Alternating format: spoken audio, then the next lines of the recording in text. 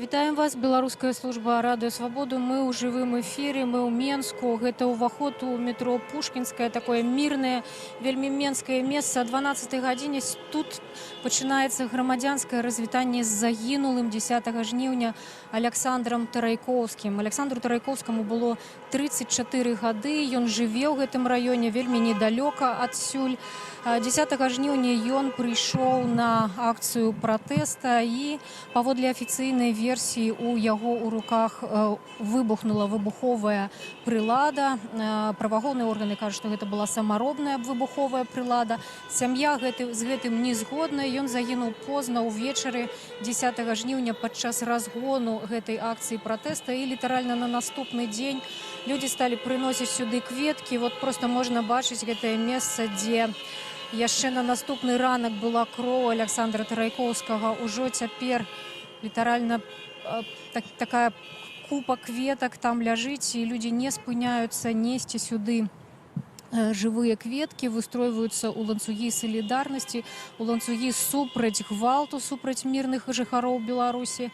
І сёння таксама адбываецца і развітанне з Александром Тарайкоўскім. Ягоная сям'я, сябры, блізкія развітваюцца з ім і пахаваюць яго недалёка ад Менску на адным з менскіх могілак. Сям'я вітае вельмі тое, што людзі хочуць развітацца з Александром, але папрасіла не прыходзіць менавіта ў рытуальную залю, паколькі хочуць, каб правесці гэты час з ім. Сям'я доўгі час, 2 дні, проста зусім не ведала, куды знік Александр. Яны шукалі яго і па турмах, і па шпіталях, і фактычна ад журналістаў даведаліся, што Александр можа быць нежывы. На наступны дзень, на працягу наступных сутак, ягоная жонка пацвердзіла гэта ўжо ў следчым камітэце, апазнала цела, і сям'я не згодная з гэтай версіяй, што нібыта у Александра выбухнула выбуховая прылада у руках. Яны сцвярджаюць, што ён нічога пры сабе не меў, у яго не было ніякіх ведаў пра тое, каб штосьці падобнае зрабіць. І ёсць відэа ў сацыяльных сетках, на якім магчыма момант смерці Александра.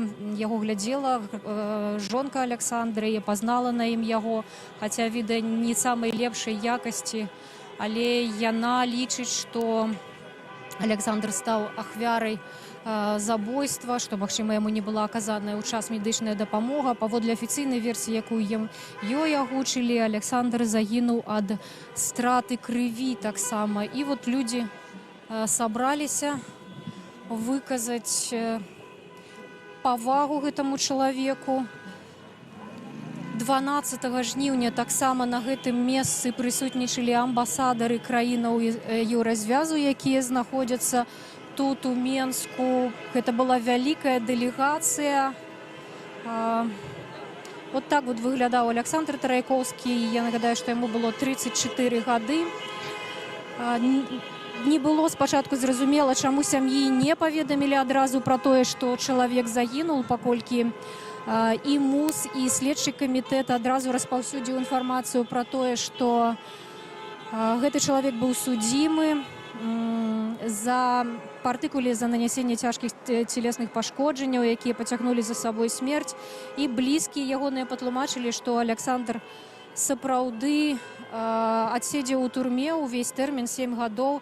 Адбылося гэта так: ягоны айчым збіў ягоную маці, і, уступіўшыся за яе, Александр трапіў у турму. Некалькі, напэўна, ўжо пару сотняў чалавек знаходзіцца тут, на гэтым месцы.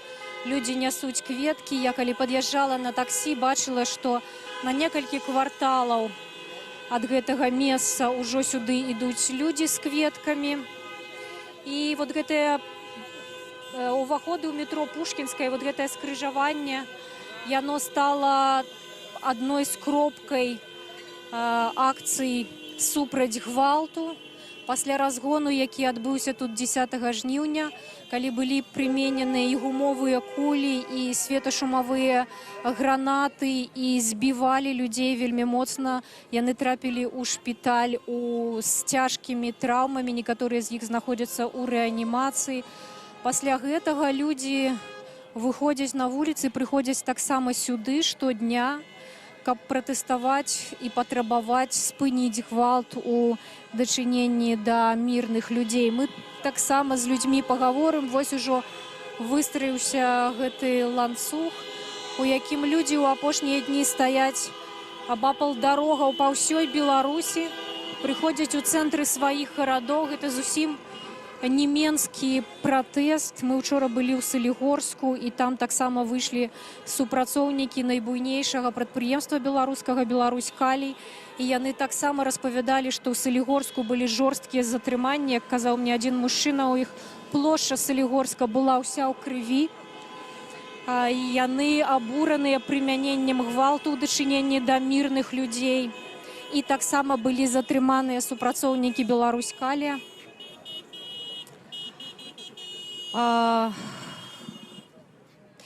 Адным з патрабаванняў, якія высоўвалі учора рабочыя на «Беларусь Каліі», быў роспуск АМАП, і патрабавалі вывесці АМАП са свайго гораду. З такімі самымі патрабаваннямі выступаюць і жыхары іншых гарадоў.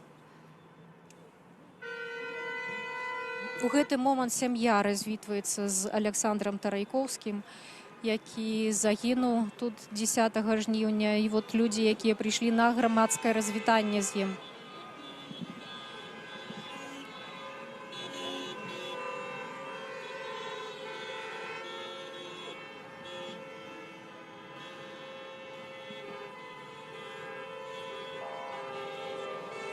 Людзі вітаюць аўтамабілісты аўтамабільнымі гудкамі. Гэта такі гукавы сімвал таго, што падтрымкі, гукавы сімвал падтрымкі таго, што супраць чаго пратэстуюць людзі ў Беларусі, пратэстуюць супраць гвалту. Аўтамабілісты таксама робяцца ахвярамі гвалту. Мы ведаем і сведчанні, і відэа, калі на аўтамабілі нападаюць і разбіваюць. Сёння я бачыла відэа аўтамабіля, у якім была затрыманая сям'я, чые непаўнагадовыя дзеці засталіся самі. І жанчына паказвала, у якім проста неўзнаўняльным стане яе аўтамабіль. Але самае, канешне, уражлівае гэта тое, што па ўсім корпусе гэтага аўтамабіля кулявыя стрэлы.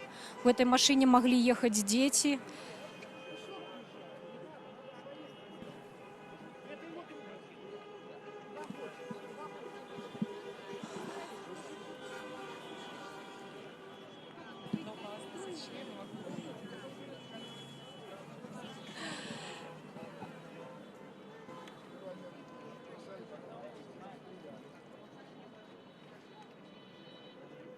Вот, можа, падыдзем да...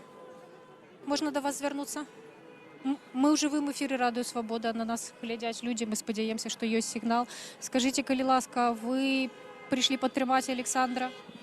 Ну, почему подтримать? В его лице пришли. Конечно, действительно большое горе, что среди мирно присутствующих людей такие выпадки случаются у нас. Действительно, это горе не только для матери, но и для всех нас. Не хотелось, чтобы лилась кровь на нашей белорусской. Я думаю, что вот эту площадь в недалеком будущем переименуют в площадь мира и согласия. Что думаете про падзеі, якія апошнія дні ў Беларусі адбываюцца? Ну, Лукашенко должен уйти. Мы мирные люди, мы белорусы. Сярод ваших сваякоў хтосьці быў затрыманы, ці з ваших блізкіх знаём? Были. Што яны распавядаюць?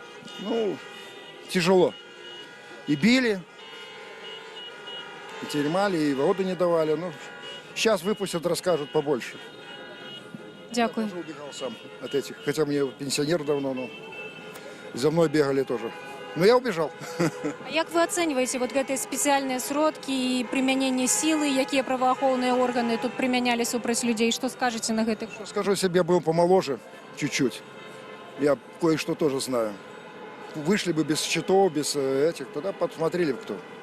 Один на один хотя бы выходили бы. А это, ну, просто неприемлемо. Это чистый геноцид. Здравствуйте, можно обратиться, да? Меня зовут Андрей Лейченко. Я вчера написал заявление об увольнении с Минского метрополитена.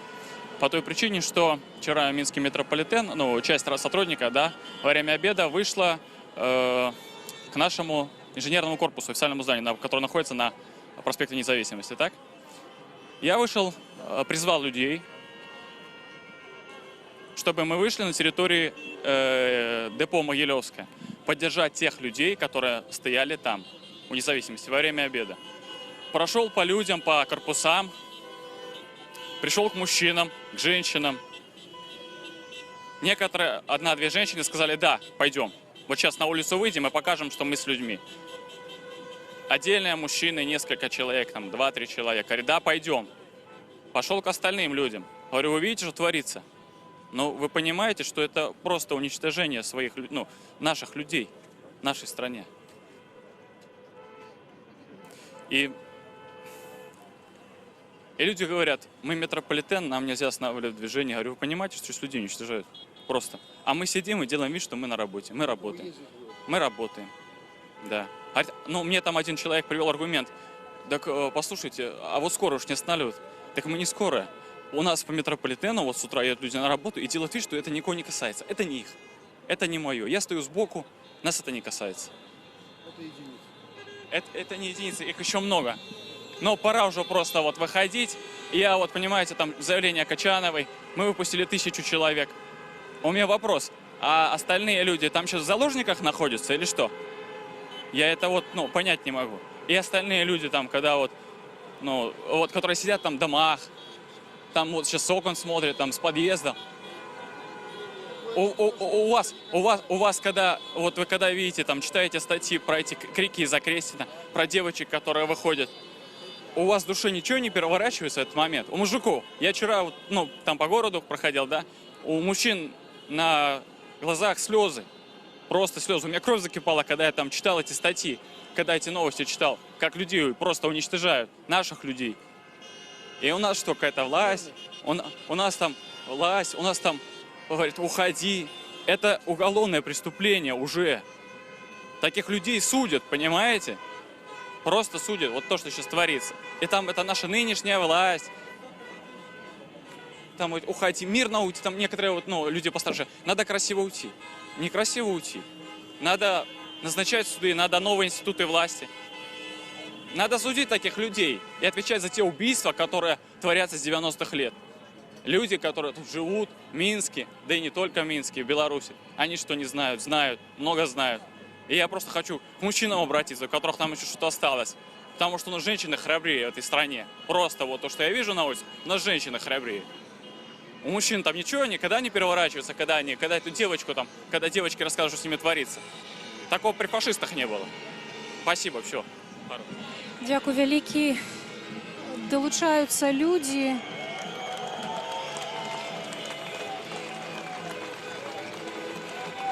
Музыка загучала, такі таксама нефармальны гімн гэтых мірных акцый, песня «Перамен» Віктара Цоя. Два хлапцы, якія ўключылі гэтую песню падчас афіцыйнага гарадскога свята, таксама атрымалі 10 сутак. І вот учора літаральна стала вядома, гэта было 7 жніўня, яшчэ да выбараў. І учора стала вядома, што сваякі ўвесь гэты час не ведаюць, дзе яны знаходзяцца. Это таксама цяжкая сітуацыя. Людзі затрыманыя за апошнія дні змяшчаюцца ў турмы, і каля турм стаяць сотні сваякоў, якія проста спрабуюць даведацца, дзе іхныя блізкія, што з імі адбываюцца. Некаторыя не ведаюць гэтага дагэтуль. –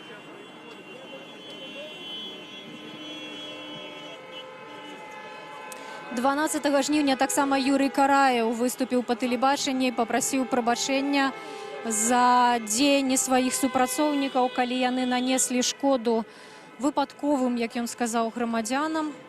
І ў ноч з 12 на 13 жніўня сталі выпускаць людзей з Акрэсціна, з іншых турмаў. Людзі выходзілі сотнямі, і тое, што яны расказвалі, некаторых проста адразу вывозілі ў шпіталі, і тое, што расказваюць гэтыя людзі пра жорсткія катаванні, з якімі яны сутыкаліся у турмах, і тыя траўмы, якія фіксуюць дактары, самі дактары распавядаюць пра гэта. Гэта, канешне, уражвае тут кожнага. Было затрымана па ўсёй Беларусі 6-7 тысяч чалавек, это толькі афіцыйныя звесткі. Можна ўявіць сабе, што ў кожнага з гэтых людзей ёсць сем'і, знаёмыя. Гэтую інфармацыю вельмі цяжка пакінуць без увагі.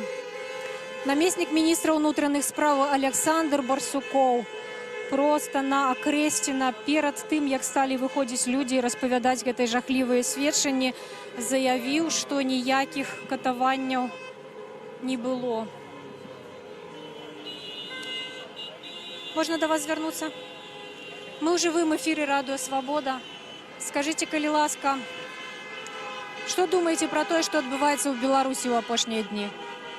Ну, именно за последние дни, на самом деле, меня радует в плане людей, как все изменилось, что все очень мирно, что люди красивые, добрые, в красивой одежде, с цветами в руках. И протестуют не тем, что ломают и крушают, а наоборот стараются строить. И это радует, что мы так объединились, что мы показали, что мы одно большое, смелое, сильное целое. Скажите, вот вы пришли на развитание с Александром Тарайковским и с нейкой іншей мэтай? И поэтому, в первую очередь, наверное, хожу для того, чтобы показать и свою позицию, и чтобы поддержать остальных. Ну и потому что хочется светлого будущего. А вы ведаеце пра, што вельмі жорстка затрымліваюць праваахоўныя органы тых, хто ўдзельнічае ў такіх мерапрыемствах? Не страшно вам? Да, конечно, знаю, страшно ли. Но я думаю, что в любом случае каждому человеку страшно, но в той или иной степени. Страшно, но это не останавливает. Дякую вялікі. Можна до вас звярнуцца? Да. Мы ў жывым эфіры Радыё Свабода, спадзяемся, што нас глядзяць людзі. Скажите, калі ласка, вы пришли на развитание, ці у вас нейкая іншая мэта? На развитание, конечно. Что думаете про гибель этого человека? Но очень плохо, что государство такое дошло, что так опустилось. Зря они, конечно, так сделали, но... Сярод ваших знаёмых, близких быў хтосьці затрыманы падчас апошніх падзеяў? Да, были люди. Что яны распавядаюць? Ну что жестоко обращаются, что это не похоже на Беларусь, на ту мирную, процветающую страну, что все у нас очень плохо за кадром. Показывают по телевизору, это лишь 5%, а что творится 95% за кадром, все очень мрачно. А вы ведаеце, што вот рабочие на розных прадпрыемствах таксама збіраюцца, абмяркоўваюць гэта, звяртаюцца да кіраўніцтва? Да, конечно. Вы ставитесь, да? Правильно, все должны, мы единая страна, мы все должны поддерживать один одного. Нас не запугать. Видите, сколько людей уже собралось? То есть мы за единое целое. Дякую вялікі. Можна...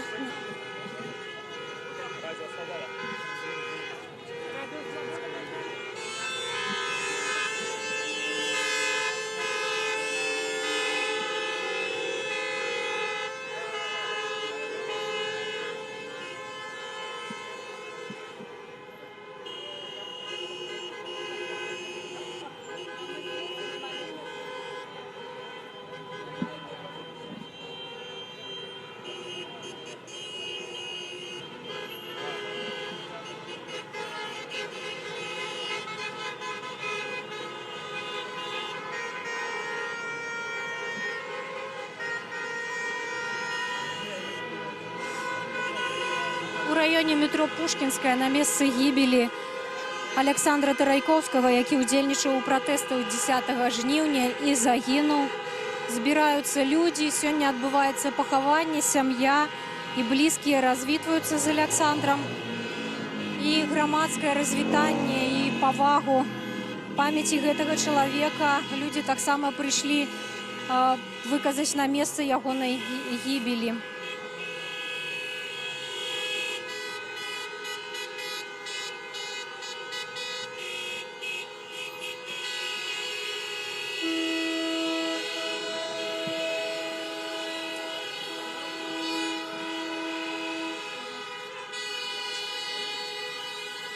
Добрый день, дзяўчаты. Можна до вас звярнуцца?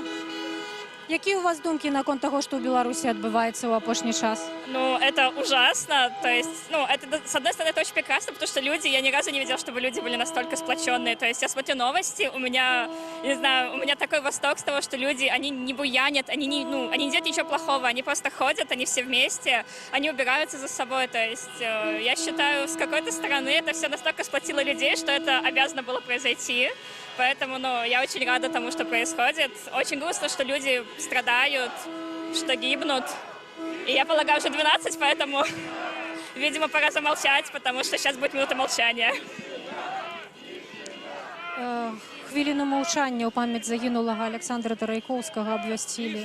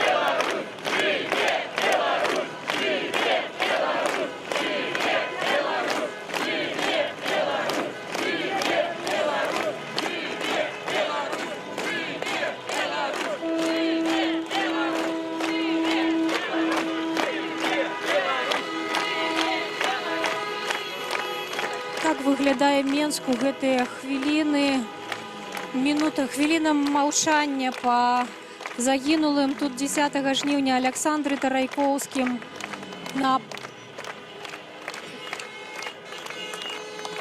людзі сабраліся, каб ушанаваць ягоную памяць, а таксама ягоная сям'я ў гэтай хвіліны развітваецца з ім. І сёння адбудзецца пахаванне.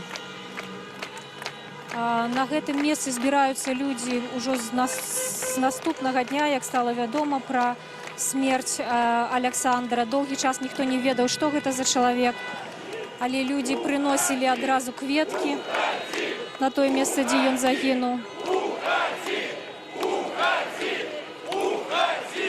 І збіраюцца тут штодня. Адзін з людзей, з якім нам удалося пагаварыць за гэты час, сказаў, што спадзяецца, што гэтая плошча будзе называцца плошчай міру і згоды. Можна да вас звярнуцца? Звярнуцца можна, але ж я не дам этого. Прабачце.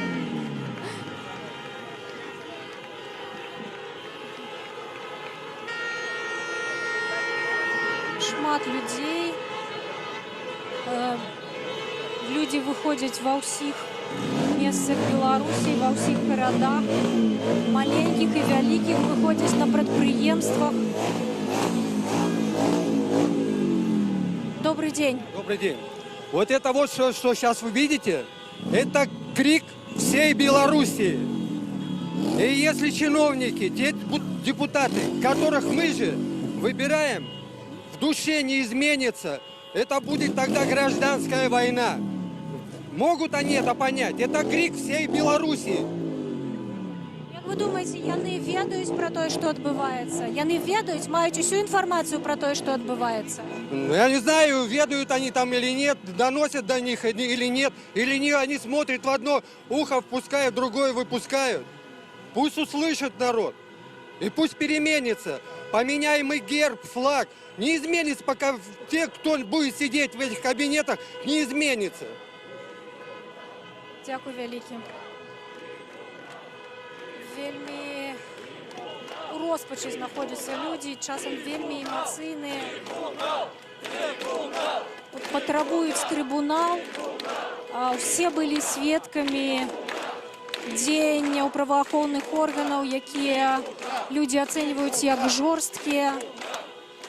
Бачылі і затрыманні ў жорсткай форме, выкарыстанне спецсродкаў, светашумовых гранат, гумовых куляў, ад якіх людзі атрымлівалі цяжкія траўмы і знаходзяцца цяпер у шпіталях. Людзі распавядаюць пра катаванні ў турмах. Пасля вызваленняў людзі патрабуюць, каб над тымі, хто рабіў гэтыя дзеянні, быў учынены суд. Можна да вас звярнуцца? Мы ў жывым эфіры Радыё Свабода. Скажите, калі ласка, что думаете наконт того, что в Беларуси отбывается в апошние дни? Это ужас ужасный. Это самый настоящий фашизм. Когда президент уничтожает свой народ. Просто планомерно уничтожает свой народ. Белорусы очень терпеливые и мирные люди. Но всему приходит предел. Люди поднялись как один. И мы не остановимся. Мы не простим. Мы никогда не простим этих зверств. Мы хотим перемен, мы хотим счастливой и лучшей жизни для себя и своих детей. И не верьте никому, кто говорит, что здесь собрались маргиналы, безработные, уголовники. Неправда. Это мы, самые обычные, простые люди. Рабочие, учителя, врачи, айтишники, пенсионеры. Посмотрите, здесь приходят целыми семьями. Все 3 поколения. Бабушки, дети, внуки. Люди как один поднялись против этого варварства. Фашисты это были враги, а здесь сейчас убивают наших людей ОМОНовцы, это наши люди, которых мы кормим. За наши налоги они живут, и они так издеваются над людьми. Это нужно прекратить немедленно. И я думаю, что, может быть, это будет не быстро, но это будет. И... Ой. Як ви думаєте, ці змогуць людзі дамагчыся, каб быў суд над гэтымі людзьмі, якія перавысілі свае паўнамоцтвы, якія катавалі людзей? Мы будем очень бороться за это. Народ встал как один, потому что больше терпеть нельзя. И я думаю, что да. Я даже уверена в том, что каждый понесет наказание по заслугам. З ваших близких ці знаёмых хтосьці быў затрыманы ў гэтыя дні? Моя близкая подруга. Они с мужем ехали, их машину просто расстреляли. Они просидели на Крестину 2 суток. Я вчера была там, пыталась помогать, волонтерить, и как раз они приезжали за документами, за вещами. Это ужасно. Что яны распавядаюць? Можете рассказать? Они ехали с мужем просто домой в машине. Их машину расстреляли, они остановились испуганные, потом попытались уехать. Их окружили со всех сторон, просто пошли на таран, их вытащили из машины и забрали на Крестину. На Крестина что было? Я пока еще не знаю точно подробностей, потому что они вчера были в шоковом состоянии. Я не хотела их расспрашивать. Нужно людям дать немножечко отойти от этого ужаса. И потом мы все будем знать точно. Дякую вам вялікі. Сведчанне тых, хто выйшаў за Кресціна і з іншых беларускіх турмах ёсць на нашым сайце, ёсць на нашых каналах у сацыяльных сетках.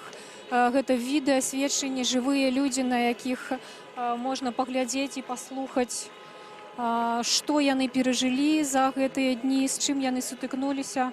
Можна да вас звярнуцца? Мы ў жывым эфіры Радыё Свабода. У вас пригожие кветки, что они обозначают? Символ свободы Беларуси. Мы хотим выразить здесь свою волю.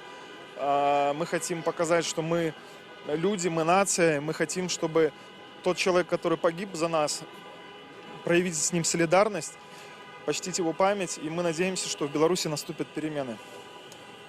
Вот есть официальная версия, что человек загинул от того, что у него выбуховая прилада взорвалась в руках.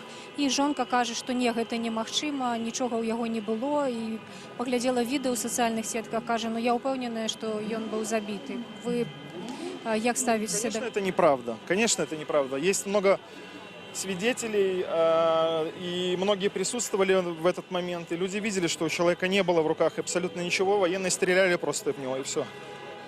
Это вранье, это неправда. Как вы думаете, какие будут выники расследования? Но если власть поменяется, все будет по-честному, все расследуют и накажут виновных. При нынешней власти расследования не будет. Просто все будут опять врать, опять говорить неправду. Как это всегда было.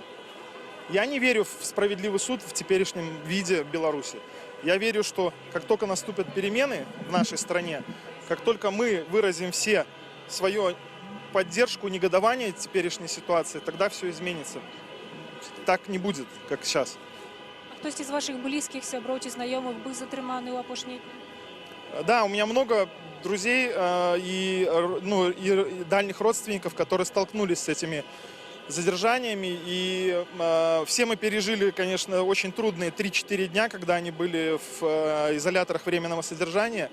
Поэтому беда коснулась каждого, наверное, белоруса. Или через кто знает кого-то. Поэтому... І што яны распавядаюць пра ў якіх умовах яны знаходзіліся, як з імі То, абыходзілі? что происходит там, это, конечно, не человеческие отношения. Это так нельзя относиться к людям.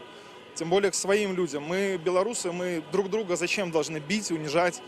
Это страшно на самом деле. У меня дрожь в голосе, потому что меня это до глубины души просто убивает это все. И я не могу не прийти сюда, не могу по-другому сказать, потому что меня действительно это очень сильно волнует. И я не знаю, как сдержать эти эмоции, потому что реально это ужас. Это не должно происходить. Дзякуй вам вялікі. Паспрабуем падняцца і паказаць зверху, што на гэтым участку, у гэтым раёне Менску адбываецца. Тут сабраліся людзі ўжо не першы дзень, каб аддаць павагу Александру Тарайкоўскаму, які загінуў на гэтым месцы 10 жніўня. Ён удзельнічаў у пратэстах і позна ўвечары перад гэтым пазваніўшы... Позна ўвечары пазваніўшы жонцы, сказаў, што ідзе да хаты, і пасля яна ўжо не магла яго знайсці некалькі дзён і нават не ведала, што з ім адбылося.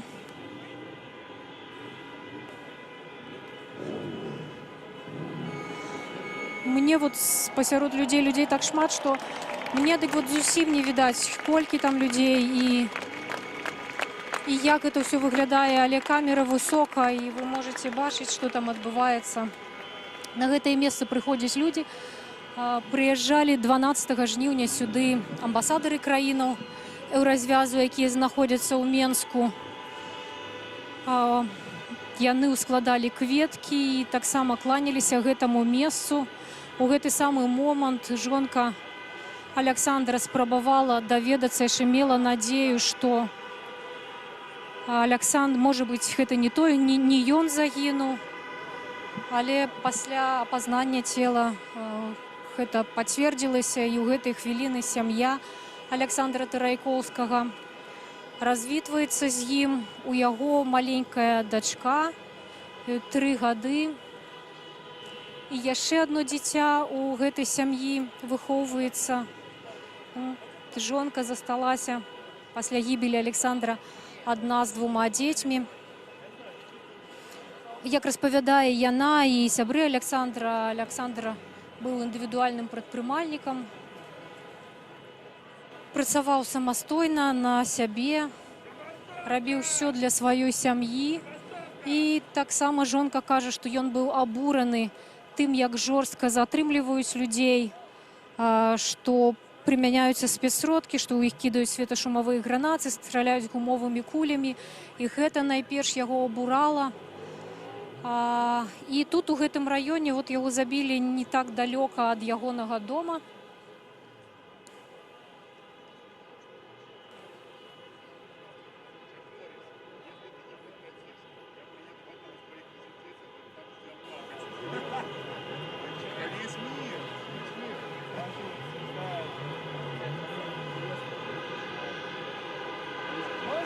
Можна до вас звернуцца? Мы ў жывым эфіры Радыё Свабода. З якімі пачуццямі вы жывеце гэтыя дні? Сегодня такой день сумный. Ховают загинулого человека. Але апошнія дні я жыву з радаснымі пачуццямі, таму што назіраю, як нараджаецца нацыя, і меня гэта вельмі узрушвае, радуе. І я уже яшчэ да пачатку, не да пачатку, до 9 жніўня уже ведаў, што будзе так. Я гэта адчуваў на самом деле, на самой справе. А 9 жніўня можете сказаць, вот дзень выбараў, як ён для вас прайшоў? На участку у вас адбывалася? Так, да, я быў назіральнікам на участку і ўсе дні назіраў за выбарамі. Гэта было ў Мінскім раёне, 104-й участак, першы шамысліцкі 104-й участак. І я быў таксама узрадаваны, як прайшлі ў нас выбары. Камісія адпрацавала вельмі добра, не стала фальсификовать, наколькі могла, конечно, потому что у іх там іх ставили такие умовы. Там были такие, у всех это датэрміновае галасаванне. Галасаванне на дому, яно так спрыяла фальсификациям. Але ўсё роўна, не гледзячы на тое, палічылі тое, што было ў скрынях, не стали хаваць. І вынік быў, сказаў сам за сябе. Победила Тихановская у нас на участку, 60% прыкладна яна имела, и только 30% имел, сами ведаеце, хто, як зараз гавораць. Не хочется называть яго даже прозвішча. І тое ж самае адбылося на 105-м участку. І назіральнікі, якія, та інфармацыя, которую я ведаю дакладна, і тое, што адбывалася на 28 участках, якія, кантралявалі тыя назіральнікі, з кім я меў магчымасць, кантактаваць, на ўсіх 28 участках вынік быў прыкладна такі же. Тихановская прыкладна 60%, 30% за Лукашенко. Гэтыя лічбы. Я баяўся, калі праходзілі гэтыя выбары, я баяўся, што людзі прагаласуюць у нас не так, і нам, наверное, я думаю, што і ўлада так спадзявалась, таму нам далі магчымасць свабодна назіраць, каб потом паказаць, глядзіце, вось выбары адбылись честно, смотрите, які вынік. А вынік аказаўся зусім другі, які яны не чакалі. А ў Мінску яны ведалі, які будзе вынік, таму і так ціснулі ў Мінску на назіральнікаў. И на комиссии я просто ведаю, я оттуль сразу со 104-го участка поехал до детей, якія живут у Менску, и там голосовали. И поглядеть, что отбывается у их. А у их отбывалась такая картина, что люди стояли, чекали, в 11 годин приехал АМАП, их оттеснил, и комиссия просто съехала с участка, боялась людей. И протокол не вывесили ни в этот вечер, ни на наступные дни. А хтось з ваших знайомих ці сваякоў быў затрыманы ў гэтыя дні? З моих знайомых, так, вы ведаеце яго таксама. Олесь Пушкин. Олесь Пушкин, мастак беларускі вядомы. Так, мы з ім перад гэтым, наверное, за 10 хвілін сустрэлись на Романовской слободе. Мы шли уверх до юбилейной площади, а он спускался вниз, такие чисто апрануты, веселый, ніяк без всякой агрессии. И потом я доведался учора, что он был затрыманы праз 10-15 хвилин, сбиты там. Вельмі я абураны гэтым усім. И потым я много сустракаю людей, вот учора сустрэў человека, выпадкова, якога ведаю, просто я у яго запчасткі купляю. Ён жыве тут на Берута. І у яго затрымалі сына, он уже 5-й дзень на Ужодзіна. У яго пасадзілі жонку у Браславе. Просто за тое, што яны там прыйшлі каля, я не буду хлусіць там, як это адбылося, але яны там у 8 чалавек стаялі каля нейкага будынка, ім прыпісалі масавы мітынг і жонку затрымалі на 2 сутак. То есть тое, што тварыцца па Беларусі, вот это беззаконие, это меня вельми абурае. Как бы так. Дзякуй вялікі. Такія гісторыі распавядаюць людзі. Таксама нашы карэспандэнты ведаюць, што у аграгарадку Лебядзіны, гэта Маладышынскі раён, былі затрыманыя і жорстка збітыя людзі, якія сабраліся, каб занесці ў сельсавет зварот. Можна да вас звярнуцца? Я бачу, вы звяртаецеся наўпрост да міністра ўнутраных справаў. Ён выбачыўся за дзеянні сваіх супрацоўнікаў, калі яны нанеслі шкоду выпадковым людзям, як ён сказаў.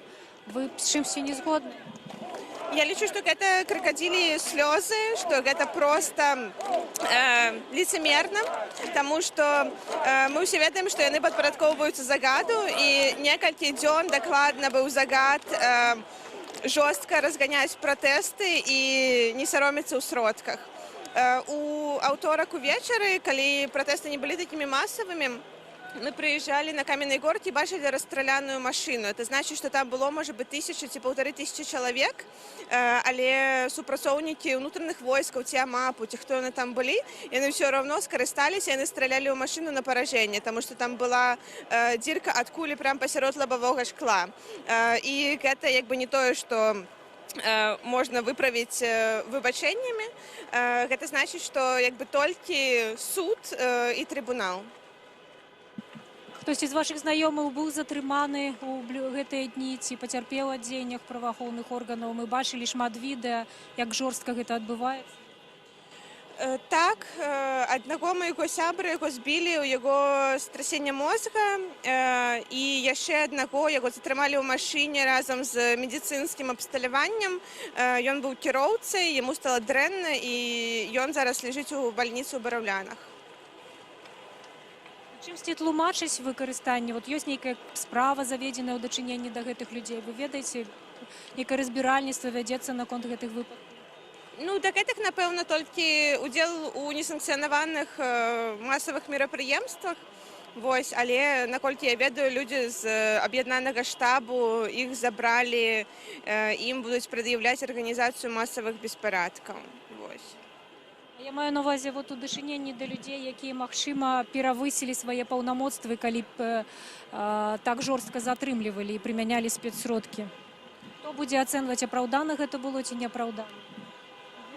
Ну, я думаю, што беларускі народ будзе ацэньваць, апраўдана гэта ці неапраўдана, і калі мы зараз выходзім і выходзяць людзі, якія ніколі дагэтуль не былі на вулічных акцыях, проста каб сказаць, што гэта не шчыра, што так нельга ставіцца да беларускага народа. Ну, вось, як бы, напэўна, мы, я не ведаю, тэхнічная нейкая камісія, справядлівы суд, але для пачатку нам трэба спыніць гвалт і разабрацца з дзейсным урадам. Вось, таму што з імі мы, канешне, як бы, з тым судом, які зараз ёсць, мы нікога не асудзім па шчырасці. Дзякуй вялікі. Людзі сабраліся, каб аддаць павагу загінуламу тут Александру Тарайкоўскаму. Вот на гэтым месцы я ўжо казала, што гэта вельмі мірнае месца, уваход у метро.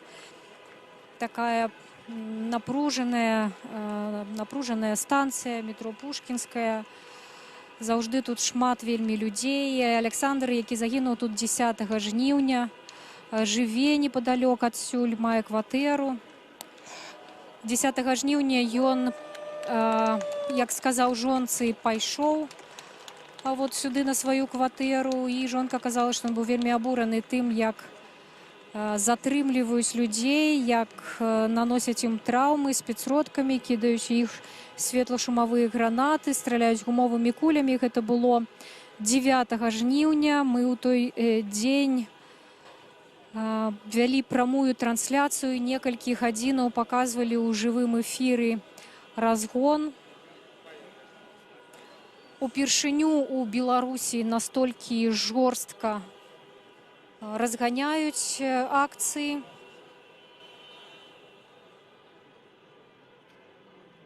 Упершыню мы пабачылі відэа таго, як жорстка затрымліваюць людзей, як іх б'юць пры затрыманні, як у людзей страляюць. І от люди, які тут сабраліся і збираюцца ў апошнія дні, пратэстуюць супраць гвалту, патрабуюць спыніць гвалт, патрабуюць міру. Вот падыдзем да дзяўчыны, якая трымае. Можна да вас? Мы ў жывым эфіры «Радыё Свабода». У вас вот такі плакат, я так разумею, гэта ваше выказванне, вы самі яго зрабілі.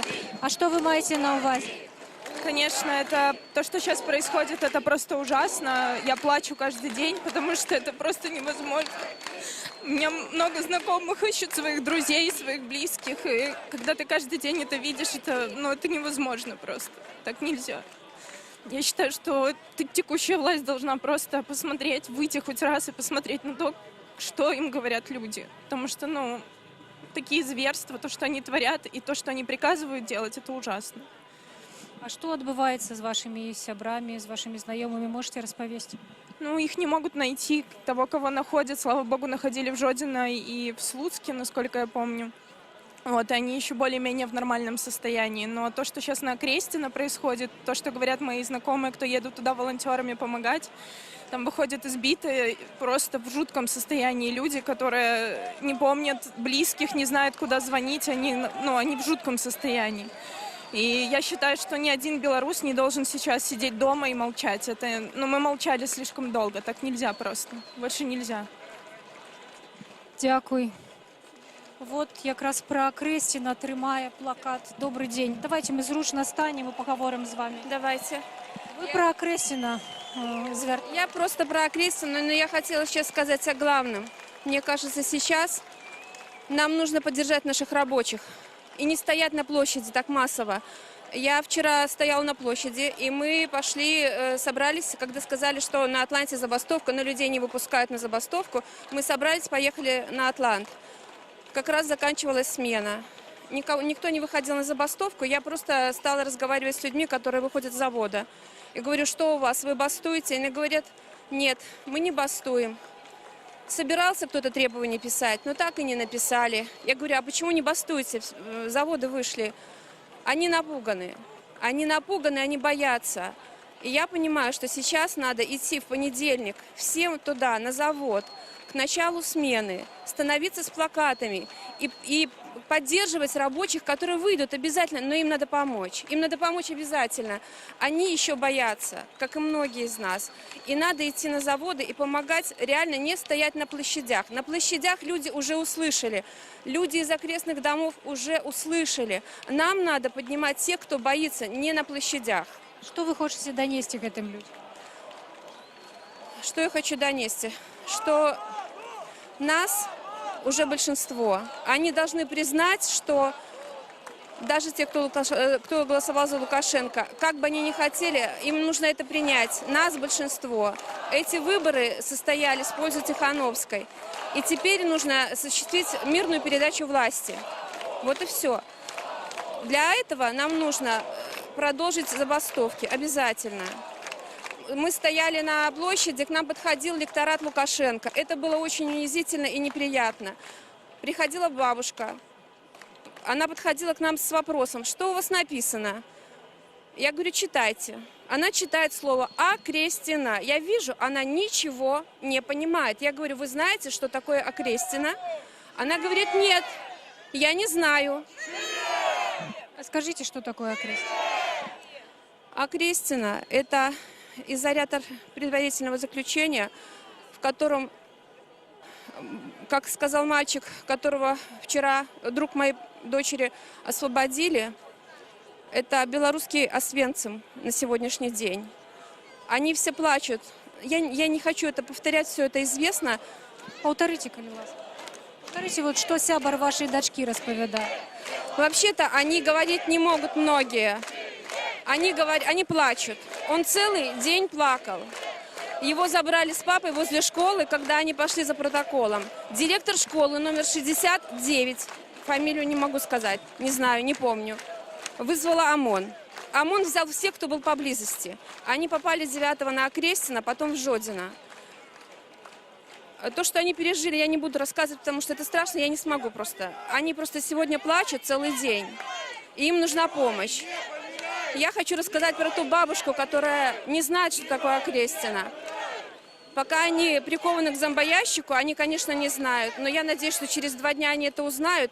Но все равно им надо помочь. Надо выходить в такие тихие районы и показывать им фотографии, распечатывать фотографии жертв и показывать простым вот этому лекторату, который нам вчера в лобовое стекло показывал фиги, которые просто нас ненавидели. Это было видно. Но они в меньшинстве, по-любому в меньшинстве. Это бабушка, которая узнала про окрестина от нас вчера.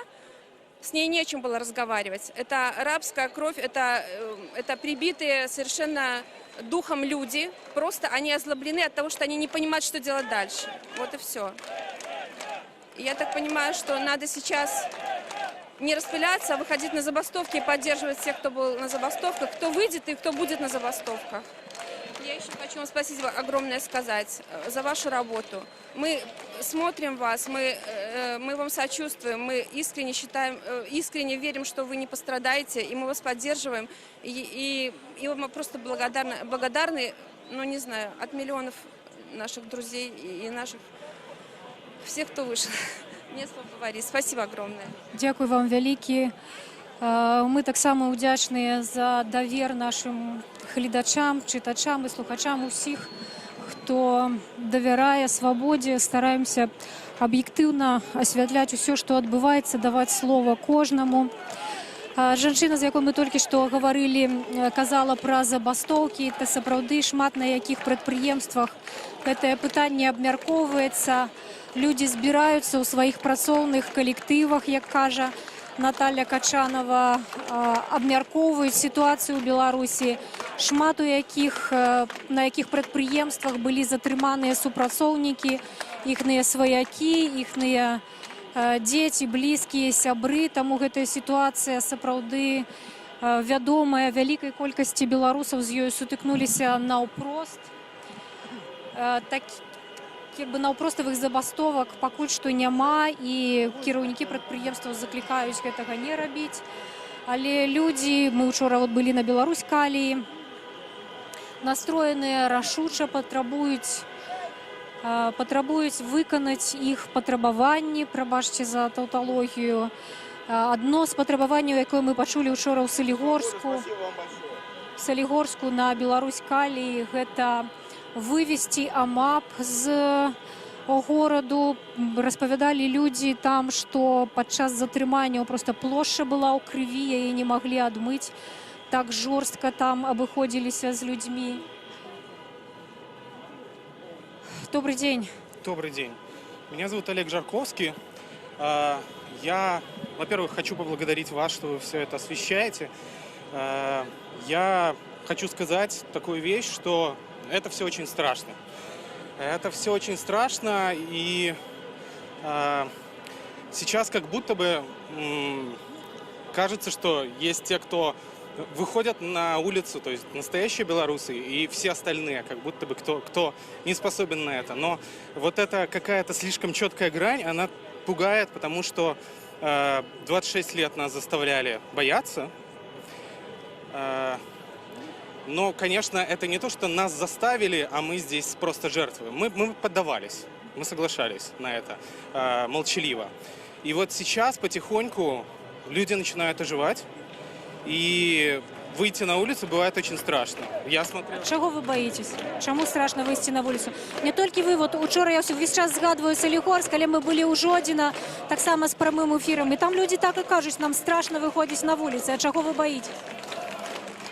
Ну, это страшно говорить, но я, как белорус, боюсь белорусов, других в форме. Я боюсь власти. Достаточно просто следить не только за государственными СМИ, а за правдивыми еще СМИ. И становится сразу понятно, я не хочу быть избитым, я не хочу быть в тюрьме. Я не хочу, чтобы меня надо мной издевались просто за то, что я имею свое мнение. И это действительно страшно, и то, что в нас вгоняли, и то, что мы как бы нехотя впускали 26 лет, это не исчезает за один день и за один месяц. И поэтому те, кто выходят на улицы, это я ими горжусь, я в восторге. Да? Те люди, которые сопротивляются, помогают, как угодно, я им кланяюсь. Но те люди, которые печатают листовки, просто делятся информацией. Эти люди, которые поддерживают друг друга, они делают первые шаги. Я надеюсь, что в итоге они тоже решатся на большее. Но я благодарен всем тем белорусам, которые любыми методами разделяют позицию тех, кто хочет перемен. Як вы думаеце, шмат людзей у Беларусі проста не ведаюць вот таго, што адбываецца, ўжо тых жорсткіх затрыманняў, таго, што людзей затрымлівалі каля выбарчых участках 9 жніўня, калі яны прыходзілі даведацца проста вынікі выбараў? Я думаю, что сложно в это поверить, но отчасти, наверное, это так. Но еще отчасти очень просто такого не замечать. Каким бы ужасом это ни было, это просто не замечать. Не потому что хочется и потому что поддерживаешь нынешнюю власть, а потому что это 26 лет, которые давят на тебя, и ты думаешь, что так будет безопаснее. Если я не замечу это, оно исчезнет. Не исчезнет. Но теперь мы хотя бы знаем, что перемены приближаются, и с каждым шагом будет все лучше. Я надеюсь на это. Дзякуй вялікі. Хлапец, які мы размаўлялі, вот згадаў пра ахвяры. Ахвяры ў гэтыя дні сапраўды ёсць. Адной з такіх ахвяраў стала 5гадовая дзяўчынка ў горадні. Не раз, вот калі мы падыходзілі да людзей, яны казалі пра тое, што Слава нации, смерть ворогам. пра тое, што нападаюць на аўтамабілі, жорстка б'юць дубінкамі, разбіваюць аўтамабілі, абстрэльваюць аўтамабілі. Факты гэтага зафіксаваныя на відэа. Іх можна пабачыць і на незалежных рэсурсах, і ў сацыяльных сетках. Людзі, якія з гэтым сутыкаліся, выкладаюць гэта ў сваіх акаунтах. Гэта ўсё можна паглядзець. А вы хочаце звярнуцца да нас? Можа быць, мы з Радыё Свабода. Вы хочаце, можа быць, сказаць штосьці пра сітуацыю? Я даже могу стихотворение прочитать. Калі недолго. Людям в черном. Мы живем на одной земле, хлеб едим и одну пьем воду. Но ты служишь тому, кто в седле, только барину, а не народу. 30 серебряников тянут в карман, разрешили хлебнуть из корыта. Как в 30-х тужурка, наган, кровь водится повсюду разлита. И не видно за маской лица. То ли зомби там, то ли робот, ты до края дошел, до конца. Бей того, кто осмелился хлопать. В своем деле, ну просто артист. В ребра пули и в спину гранаты. Может, это призвание, садист? Все, кто мыслит не так, виноваты. Но когда ты приходишь домой, обнимаешь жену и сына, и осанка, и взгляд прямой, идеальная прямо картина. Отрицаешь ты страшный суд, но ведь суд людской, он страшнее. Отговорки тут не спасут. Псом ты был, не бывает вернее. Мерой полной воздастся всем, палачам, командирам и выше. Вы уйдете в ничто насовсем, мы ж свободным воздухом дышим. Дякую. Але што вас это натхніло на такі верш? Чаму вы яго написали? Ну, это реальная эмоциональная реакция нормального человека. Просто у меня так вышло. Все. Ну, тоже достаточно ясно все то, что происходит. Это... Але не ўсе ведаюць пра гэта. Вот мы толькі што размаўлялі з жанчынай. Яна кажа, да мяне падыходзяць увесь час людзі, якія не ведаюць пра тое, што адбылося ў апошнія дні, не ведаюць пра затрыманне. Я бы размаўлял по-беларуску, але... Калі ласка, говорите по-расейску. Не часто приходится это робить, поэтому скажу так, что, естественно, степень информированности общества достаточно уже большая, но еще и значительная часть людей, которые действительно не сильно гуляют в интернете, и у них уже сформировался определенный стереотип и поведения, и мысли, и сложно им дальше просмотра вечерней программы там телевидения дойти. Вот в чем дело. Вы глядите беларускае тэлебачанне? Ну, иногда... Я просто ў апошнія дні звярнула ўвагу, там нічога пра гэта не гавораць і паказваюць увесь час некія нарады, гэта важныя, канешне, тэмы. Безусловно, я просто много вижу. Вот, як можна... Я много вижу. Вывозила, да. Я много вижу интернета, смотрю, как и многие мои друзья и так далее. И скажу, что просто БТ это можно посмотреть чисто для сравнения картинки и немножко посмеяться. Любой, кто умеет что-то сравнивать, анализировать, это просто смешно. И я даже удивляюсь косности вот этого режима, который не может даже в такой тяжелый, трагический и очень сложный для них момент как бы быть гибче, хитрее. или это уже исходит от человека, который совсем забронзовел и так далее. Ну, понимаете. Може, Олександр Лукашенко так само не ведае. От мяне ўразіў плакат, з якім учора выйшлі работнікі МТЗ, бо ён казаў пра іх, ну там выйшлі 20 чалавек. І людзі напісалі на плакаце, што нас не 20 чалавек, нас 16 тысяч. Можа, ён сапраўды не ведае, ён жа казаў, што не карыстаецца інтэрнетам, што адбываецца. І на подставе того, что он ведает, прямая решение. Ну, вы знаете, в это не очень верится. Почему? Потому что степень закапсулирования, ну, не может быть такой, понимаете? Просто человек уже создал, видимо, свою картину мира, и из нее сложно выйти. Это как у Маркеса «100 лет одиночества», понимаете? Там действительно даже сюр какой-то, понимаете, тут творится. Самое страшное, что это может вылиться в какую-то фантасмагорию, даже кровавую. Вот что. Все этого боятся. Хотя, действительно, мне звонил приятель. У меня очень многие одноклассники, я коренной минчанин, уехали за рубеж. Я тут заканчивал 51-ю школу, она же 29-я гимназия на Юбилейной площади.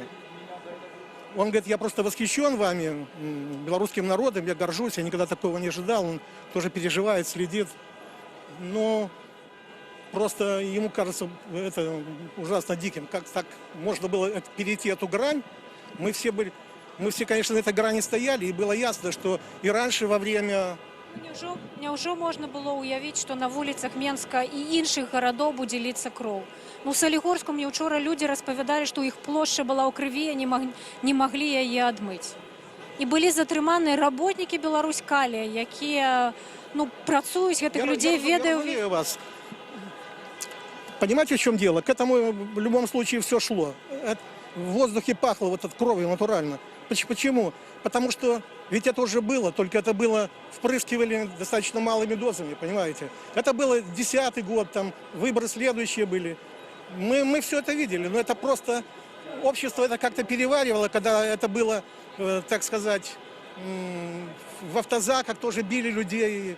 Ну, это все было, только это было какие-то капли. А сейчас та соломинка, которая спину верблюду переломала. Даже не соломинка, тут уже целый вот стены бросили. И причем подожгли его еще в придачу.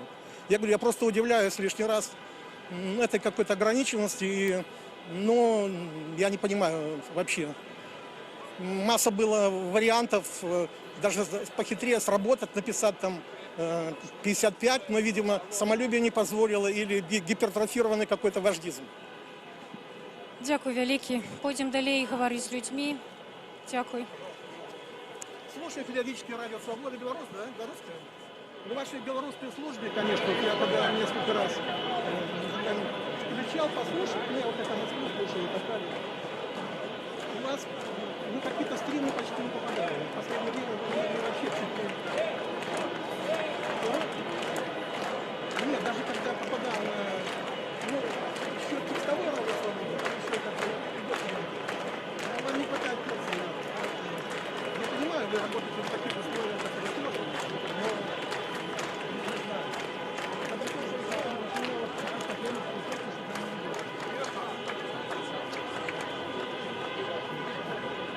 но в любом случае спасибо. Все такое приятное. И пришлось остановиться.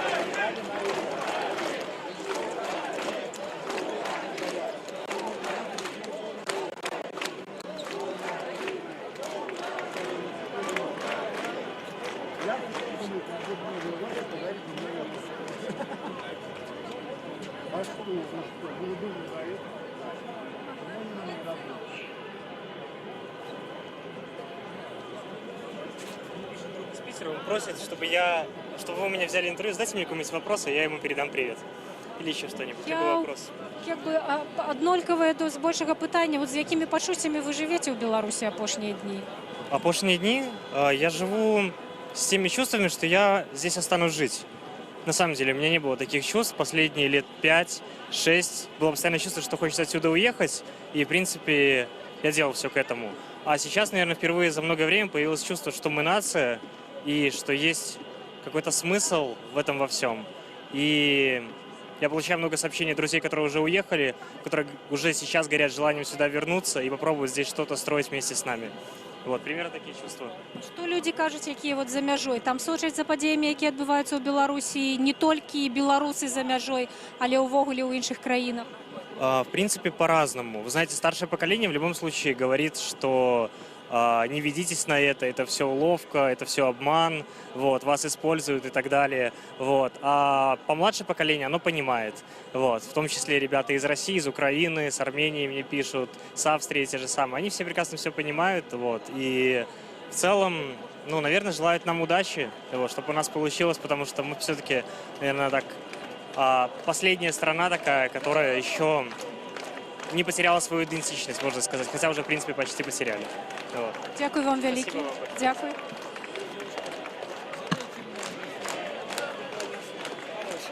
Давайте, раз хороших, то давайте. Але ми у живому ефірі. Ми у живому ефірі, то бок нас уже бачать люди. Ви хочете, щоб я спитала, чому ви тут? Чому ви тут? По своей вере и убеждениям я против захватчиков и поработителей.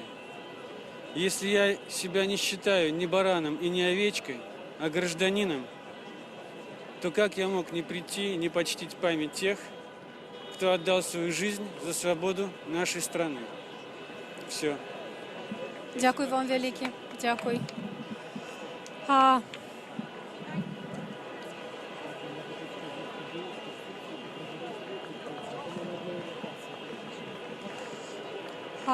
Пойдем покажем вам трохи больше з того, что тут адбываецца. Сюды люди пришли на такое громадское развітанне з загінулым на гэтым месцы Александром Тарайковским. Вот, и мы нават не можем рухаться. А можно мы будем трошки ісці разом з вами, да? Давай.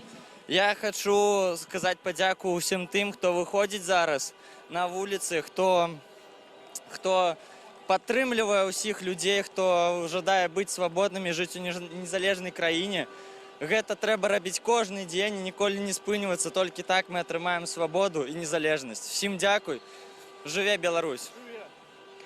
Дякую. Вот люди спыняюць, мы сапраўды не можам спусціцца трохі ніжэй, але зараз гэта зробім. Вельмі шмат людзей сабралася на грамадскае развітанне з Александром Тарайковским. Гэта кто стоит? Купаловский театр. Купаловский театр. Я не бачу. Чуба я ведаю у твар, але я его не бачу. Вот. Купаловский театр. Не дают нам спуститься. Купаловский театр был одним з перших... Да, бачу, теперь бачу. Одним з перших, хто виказав нязгоду з гвалтам, які адбываецца на вуліцах Беларусі. Ці можна до вас звярнуцца, спадарства Купалаўцы? Я бачу, что вы тут, да. Кожны вам можа адказаць. Вы давали, мы Радыё Свабода, мы ў жывым эфіры. Вы ўжо напярэдадні давалі нам такое вельмі эмацыйнае інтэрв'ю калісьці, але падзеі апошніх дзён, яны, напэўна, некие іншыя пачуцці ў людзях. Ну, ведаеце што, учора мы выходзілі яшчэ са страхам, бо мы думалі, што можа будуць біць. Яшчэ учора было такое пачуццё. І калі гэтага не адбылося, то сёння значна шмат людзей. І гэта вельмі ўражвае. Ну, паглядзіце, гэта проста, ну, гэта эмацыйна. Просто, вось, калі выходзіш з пераходу і бачыш такую колькасць народу сумленнага, праўдзівага, шчырага, і не бачыш сярод іх наркаманаў, алкашоў і так далей. А такіх тут направду і няма. І ніводнага, ну, былі маргіналы, але на сходках такіх наших. Але гэта адзінкі. Дзякуй, я люблю свой народ. Дзякуй. Як так атрымалася? Мы размаўлялі ў розных гарадах, і ў розных гарадах Беларусі людзі выходзяць на плошчу і распавядаюць, што ім страшна выходзіць на вуліцы па вечарах, проста ў краму, на змену людзі ідуць на свае месцы працы. Як Беларусь стала такой краінай, што страшна людзям выходзіць на вуліцы? Страшна. Я сам дзіцёнка адвёз на лецішча і сам застаўся ў Менску, каб тут стаяць, бо толькі калі ў бяспецы свае тылы, тады можна быць больш-менш смелым. А сталася так гэта, што злачынная ўлада давяла нас усіх вось да такога стану. Злачынная ўлада, якая сядзіць ужо 26 гадоў, за которую я ніводнага разу не падпісваўся. І заўжды быў супраць і супраць яе я цяпер выйшаў. Дзякуй вялікі.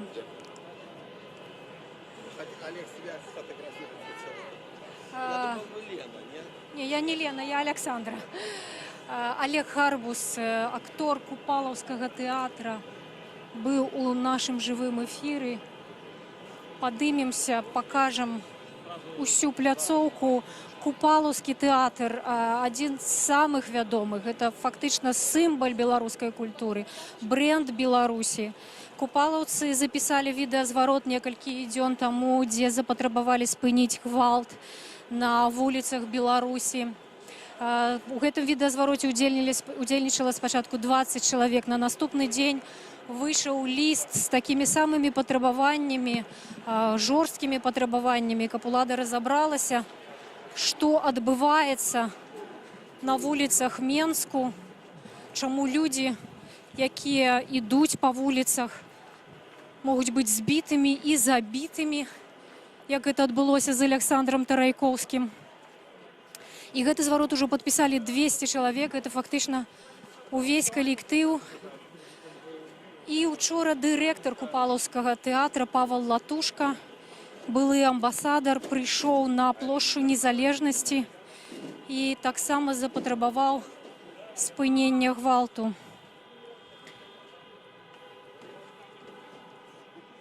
І такія падзеі яны адбываюцца у розных месцах, у розных установах, заводах, фабрыках. Мы паведамлялі і пра сустрэчы з кіраўніцтвам і сваіх прадпрыемстваў і гораду на заводах БелАЗ, на Беларусь-Калій, Гродно хімвалакно, Гродно Азот і іншыя прадпрыемствы, самыя буйныя прадпрыемствы ў Беларусі. Там людзі занепакоеныя гвалтам, выступаюць супраць яго, патрабуюць роспуску АМАП, патрабуюць вывесці АМАП з мірных мінскіх вуліц, выходзяць на мірныя акцыі пратэсту. І таксама кажуць, што калі іхныя патрабаванні не будуць выкананыя, яны гатовыя прыступіць да забастоўкі. Вось столькі людзей каля метро Пушкінская сабраліся, каб сёння аддаць пашану жыццю загінулага тут Александра Тарайкоўскага, жыццю і ўчынку.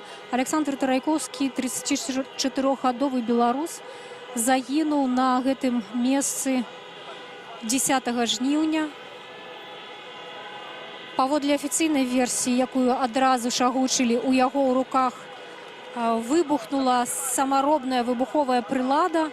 Адразу ж афіцыйныя праваахоўныя органы і МУС, і следчы камітэт распавялі, што ў гэтага чалавека была судзімасць. Але, як стала вядома, некалькі дзён сям'я шукала, што адбылося, што сталася з Александром Тарайкоўскім. Сям'і ніхто не паведаміў пра яго смерць. 2 дні жонка з малой 3-гадовай дачкой шукала Александра па шпіталях і па турмах. І толькі ад журналістаў даведалася, што ён мог загінуць. Яшчэ праз суткі яна апазнала, ўжо пабачыла ягонае цела. І паводле таго, што напісана ў экспертызе, у сведчанні пра смерць, ён загінуў ад страты крыві. І жонка бачыла відэа з сацыяльных сетак, на якім апазнала Александра. І на гэтым відэа якраз момант ягонай смерці. Яна кажа, упэўненая, што не было ў яго ў руках ніякай выбуховай прылады, што ён быў забіты. І нават выказвае такое спадзяванне, што калі б яму аказалі дапамогу ў час, ён мог бы выжыць, калі б спынілі кроў. Бо там на гэтым відэа відаць, як проста людзі ў форме яго цягнуць па асфальце, ніхто не спрабуе яму дапамагчы. Таксама незразумела дагэтуль яна не даведалася, чаму ёй не паведамілі пра тое, што Александр загінуў. І ў гэтыя хвіліны сям'я развітваецца з Александром і адбудзецца пахаванне на адным з могілак каля Менску, на адных з могілак каля Менску. Была хвіліна маўчання о 12-й гадзіне.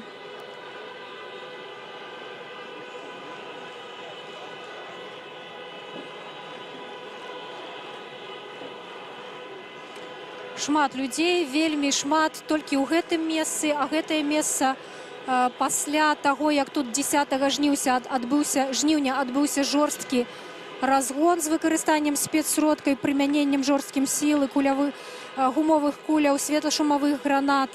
І пасля таго, як тут загінуў Александр Тарайкоўскі, гэтае месца стала такім своеасаблівым пунктам, у якім людзі збіраюцца з кветкамі. І вот такога кшталту пратэст супраць гвалту, ён распаўсюдзіўся на ўсе гарады Беларусі ў розных месцах. Нават паабапал звычайных дарог людзі стаяць з кветкамі. Кажуць, што яны супраць крыві на беларускіх вуліцах. Кажуць, што яны супраць гвалту, патрабуюць, каб людзі, якія чынілі гвалт над беларусамі у гэтыя дні, былі асуджаныя.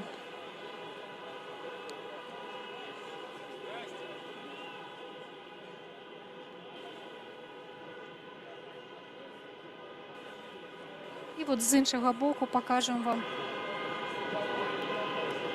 Это раён станцыі метро Пушкінская. Мірнае месца вельмі у беларускай сталіцы. Напружаная станцыя, людзі тут ездзяць на працу, на вучобу. І тут таксама загінуў чалавек. Адзін з мужчын, з якім мы размаўлялі падчас гэтага жывога эфіру, сказаў, што спадзяецца, што вельмі хутка гэтая плошча будзе называцца плошчай міра і згоды. Может быть, можно с вами поразмаўляць у вас? Дякую.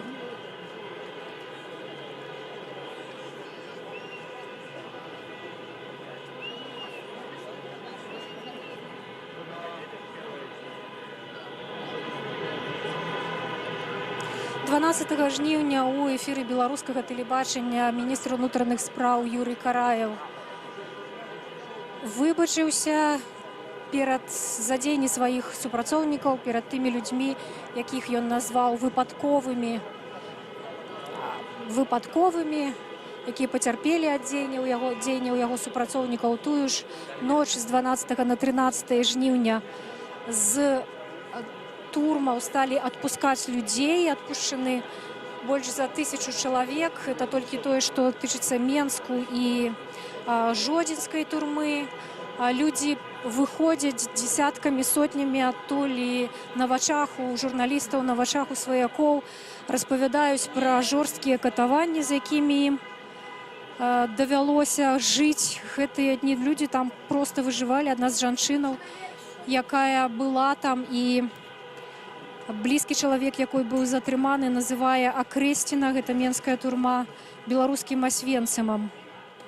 Гэтыя сведчанні зафіксаваныя, у тым ліку і дактарамі. Траўмы, якія нанесеныя былі людзям, шмат хто з іх знаходзіцца ў цяжкім стане, ў рэанімацыях. Все гэта дакументальна пацверджана на відэа, і патрабуюць людзі, якія тут сабраліся, патрабуюць расследавання гэтых спраў.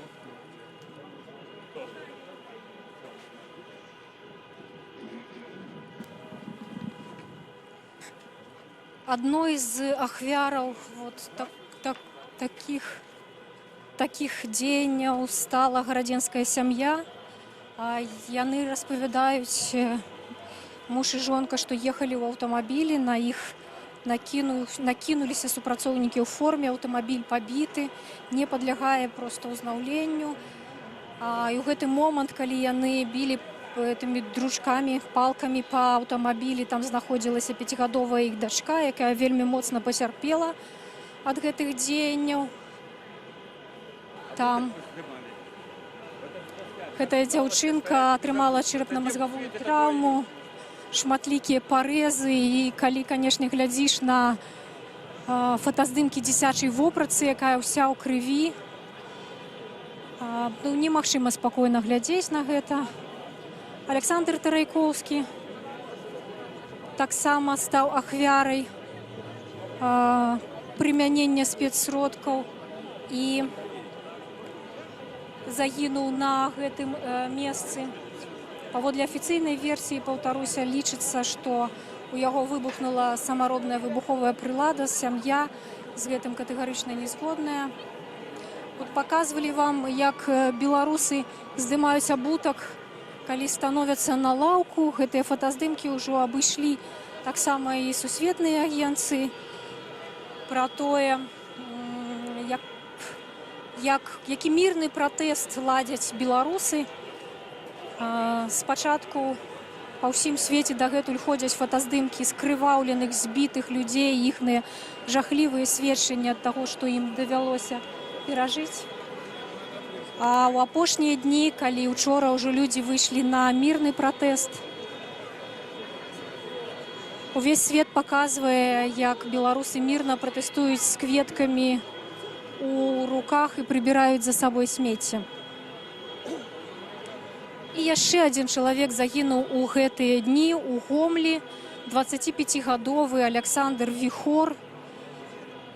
Маці ведае, што ён пайшоў да сваёй дзяўчыны, паехаў. У гэты момант адбылося ягонае затрыманне, ён паведаміў пра затрыманне, і пасля яна не магла ізноў жа яго знайсці доўгі час, і толькі пасля ёй пазванілі і сказалі, што ён памёр у адным са шпіталёў. Туды ён трапіў ужо ў крытычным стане. Афіцыйная версія, што ён быў асуджаны і памёр ва ўстанове ўтрымання. Гэта значыць у турме. Сям'я таксама з гэтым катэгарычна не згодная, з гэтымі высновамі.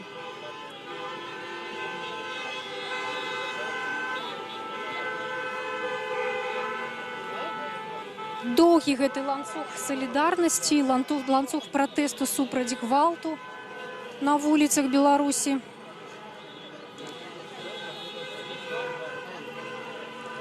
І суправаджаецца такім своеасаблівым сімвалам гэтых мірных пратэстаў аўтамабільным гудком.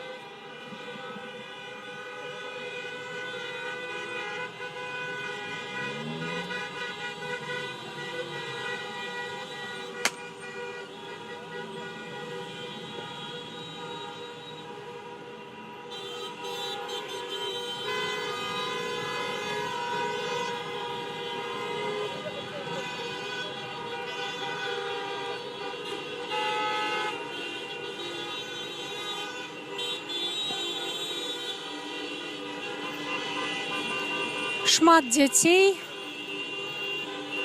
прыходзяць і з малымі дзецьмі, і з падлеткамі сюды. Непаўнагадовыя дзеці, падлеткі таксама былі затрыманыя. Была апублікаваная жахлівая гісторыя катаванняў 16гадовага хлопца у Менску, які знаходзіцца ў коме у рэанімацыі дзіцячага шпіталя менскага. Гэты хлопец кажа, што быў затрыманы і яго катавалі ў партызанскім РАУС, катавалі настолькі, што нанеслі яму страшныя траўмы. З гэтага ж партызанскага РАУС забрала яго хуткая дапамога, і цяпер ён у рэанімацыі. Ну, шчыра кажучы, вот просто пералік гэтых катаванняў, якія апісвае хлапец, якія засведчылі дактары, з якімі размаўлялі журналісты і размаўлялі з ягонай сям'ёй, то просто немагчыма чытаць і немагчыма сабе ўявіць. Міністэрства ўнутраных справаў часта публікуе апісанні злачынстваў, якія робяцца ў Беларусі за апошнія гады. І я не памятаю, не згадаю такога, не згадаю такіх жахаў, якія б чынілі людзі, якія яны чынілі над гэтым 16-гадовым дзіцём.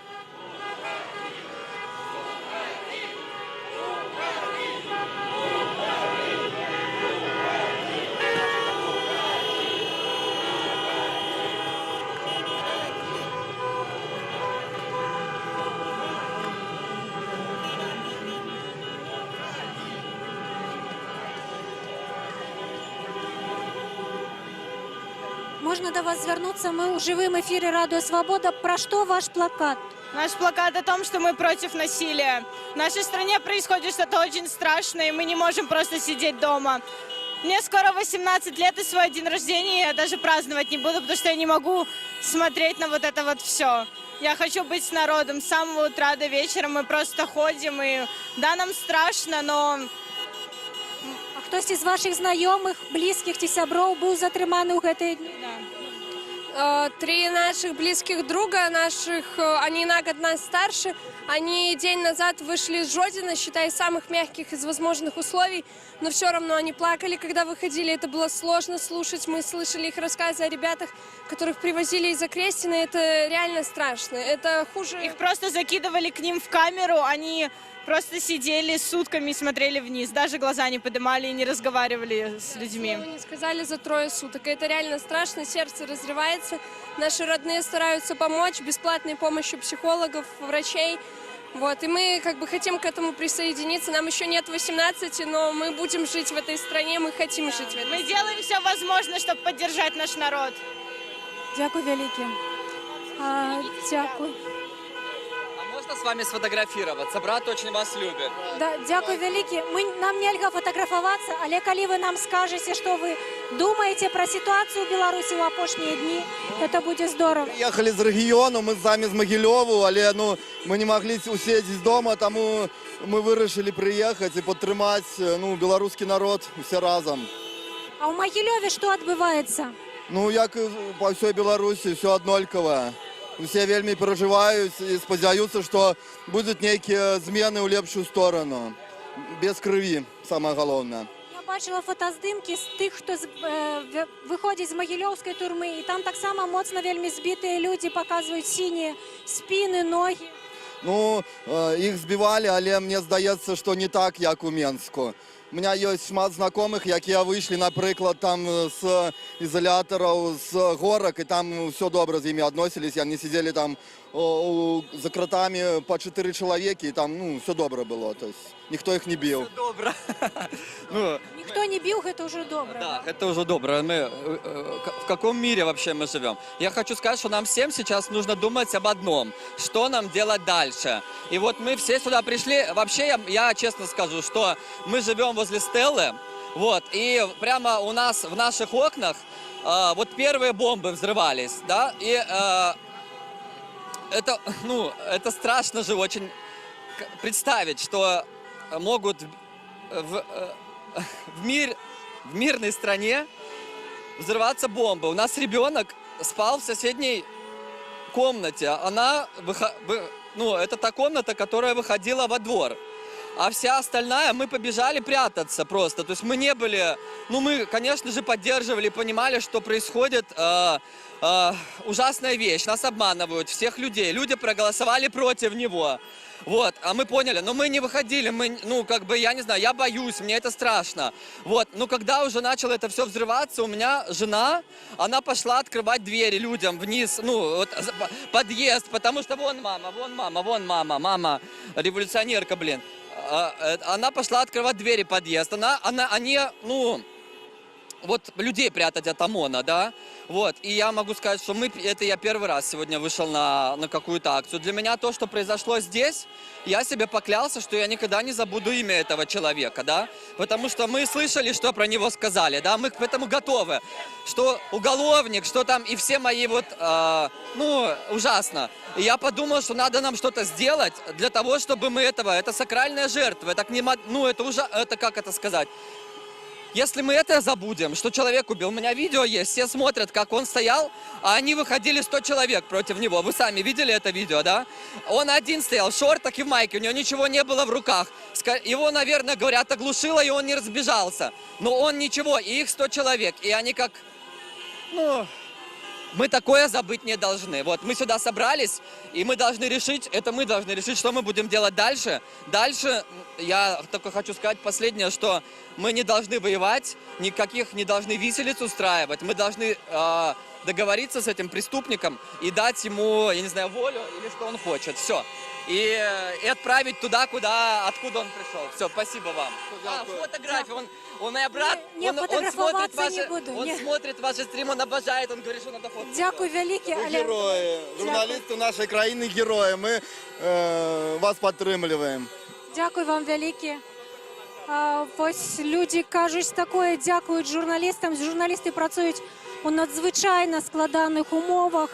Учора я так само плакала від історії журналістки Білсат Олени Дубовик, яка розповідала, що її збивали на Окрестина, что я збивала женщина-наглядница, била яе ногой у живот. Дякую велике. І тепер Олена знаходиться у шпиталі. Після того, як їх відпустили, у яе травма, яка потребує лячення неадкладного. Ну і те, що вона розповідає про обиходження, про катування у СІЗА, гэта жахліва. Можна до вас звернутися? У вас пригожі квітки, яны щось означають? Вони означають те, що ми пам'ятаємо.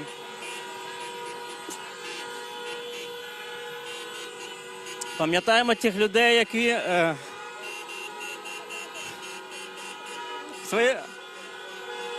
которые свою жизнь положили, которые не побоялись выйти и пожертвовать своим здоровьем для того, чтобы эта страна стала свободной. А чому треба ахвяраваць жыццём, каб, я не знаю, вот гэты чалавек, ягоная жонка кажа, што ён быў абураны тым, што людзей затрымліваюць, тем, что с людьми так жестко обыходят. Я немножко плохо белорусский разумею, не понимаю. Скажите, а что вы думаете про то, что в Беларуси происходит в последнее время? Ну, я думаю, что пришло время перемен. Вот, и поэтому и оно не пришло ниоткуда там сверху или еще откуда-то, оно пришло изнутри, из сердца людей, которые уже хотят жить честно, не хотят врать, не хотят несправедливости, не хотят лжи, не хотят, чтобы их унижали и не считались их, как человеческим достоинством, которое попирают постоянно.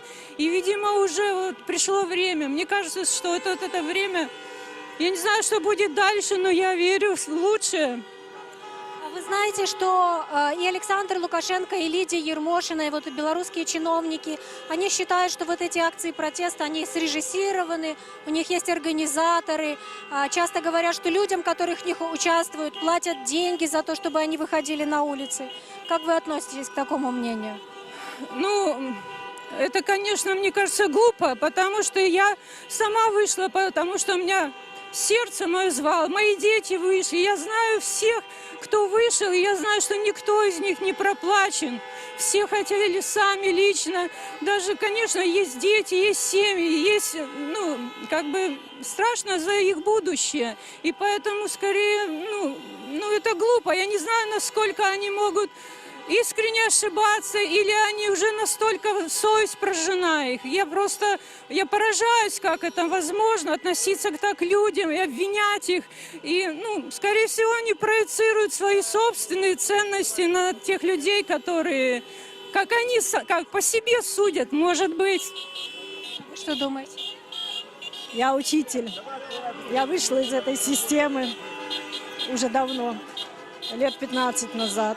И очень рада этому. И чем дальше, тем больше понимаю, что это был правильный шаг. Я существую все эти годы за свои собственные средства и за средства мужа, вне системы. Да, она работала в МВД. Есть что сказать. Не понаслышке, что... Можна до вас звернутися? А ми у живому ефірі Радіо Свобода. На нас глядять уже люди в інтернеті. Добро. Я за свободу, за наш народ. Я хочу, чтобы молодежь жила. Надо менять новую власть. Обязательно должна быть не новую, а старую, на новую власть. Потому что ни одна власть у господина Лукашенко не работает. Ни правоохранительные органы, ни судебные, ни вышепоставленные чиновники. Господа, пора всех менять. А як ви ставитеся до дзеянняў праваахоўных органаў у апошнія дні? Я сужусь с государством 3 года, да? Ответа по поводу капитального ремонта, да, нашего жилого дома.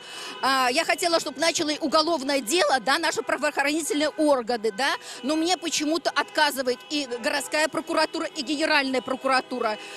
Я прошу, чтобы начали уголовное дело в связи с хищением строительного материала, оборудования и денежных средств, которые были выделены на капитальный ремонт жилого дома.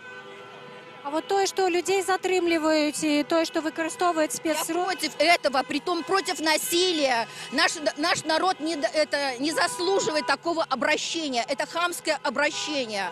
Вы знаете, во время войны даже слов нету. У меня нет слов, вы понимаете? Я считаю, что Лукашенко должен встать и уйти, и дать достойному. Дякую вялікі. Дякую. Дякую. Люди стоять у ланцугу супраць гвалту с кветками, со сцягамі, с самаробнымі плакатамі. Сёння у гэтым месцы аддаюць даніну памяці Александру Тарайкоўскаму. Гэта чалавек, які загінуў тут 10 жніўня. Вот жанчына ідзе з таким плакатом. Можна до вас звернуться? Мы у живым эфире Радио Свобода. На нас глядят люди уже в интернете. Скажите, что значит ваш плакат? То, что я сама мать, и я знаю, что это такое. У меня были бессонные ночи, и я вижу, что творится, я узнаю из интернета. И этого материнское сердце никогда не простит. Никогда. Это забыть нельзя. Это невозможно забыть. Что делают с детьми нашими. То есть из ваших свояков и близких был затруднен? Нет, мне достаточно. Просто у меня сын с зятем ходили, участвовали. Мать не спит до 3 ночи, слышит это, все молится. А потом приходит ребенок, жив-здоров, благодарит Бога и спрашивает, что там было. Там ребята вообще, были такие ребята, даже которых у детей нервы сдают, они кричали «стоять!» и говорят, там страха уже нет. Там есть просто цель, потому что они шли, чтобы очистить свою совесть, чтобы нас отстоять. Но я знаю, что такое, что чувствует мать в это время, когда взрывы на улице, а ребенок знает, что там. И потому может, сейчас матери в таком аффекте, в состоянии аффекта, потому что они борются за жизнь своих детей, они не могут выйти сейчас.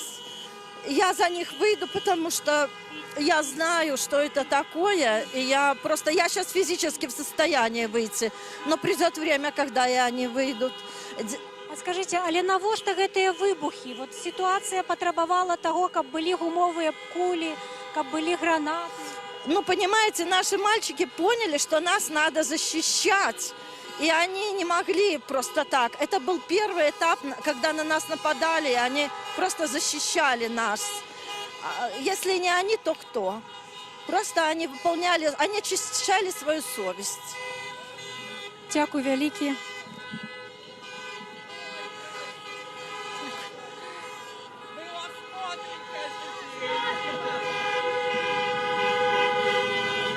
Сёння тут люди аддаюць даніну памяці Александру Тарайковскаму, які загінуў на гэтым месцы 10 жніўня.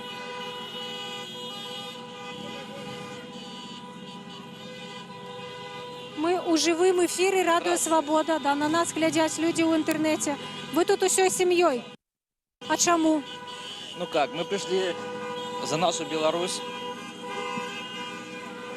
чтобы все знали, что мы едины. Мы хотели только спросить, где наша армия? Вот. Жена. А чаму вы да арміі звяртаецесь? Ну, она должна наша поддержать нас. Как мы без армии справимся? Все руководители за него, все, ну, как бы сказать, а мы же хотим, как бы, чтобы наши голоса все учли. Правильно? Чтобы... Не згодны з вынікамі выбараў. Да. То есть, чтобы наш голос был услышан. Мы не безработные, мы работаем, мы не зэки. Вот. Наша семья, дети. Вот хотим за их будущее, чтобы они, как бы сказать, жили в свободной стране. Вот. Все, спасибо вам. Дякую вялікі. А так выглядае мірны беларускі пратэст. Людзі з дзецьмі, вот і з вазочкамі, і з падлеткамі. Па некалькі дзяцей. Нядаўна ў нашым эфіры была жанчына, якая прыйшла з ордэнам маці. У яе 5 дзяцей. І ўсе яны кажуць, што выходзяць на гэтыя мірныя акцыі за будучыню сваіх дзяцей, сваіх унукаў.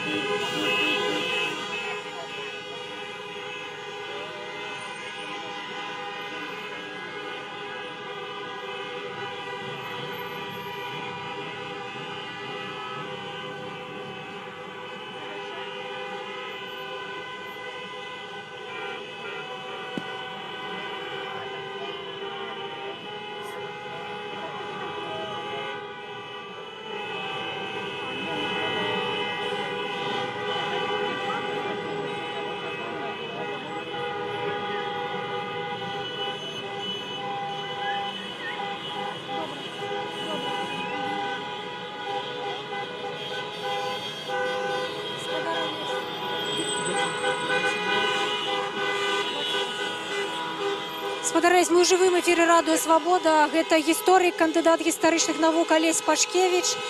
Спадар Алесь, вы рэдактар цяпер часопіса «Наша гісторыя». Так.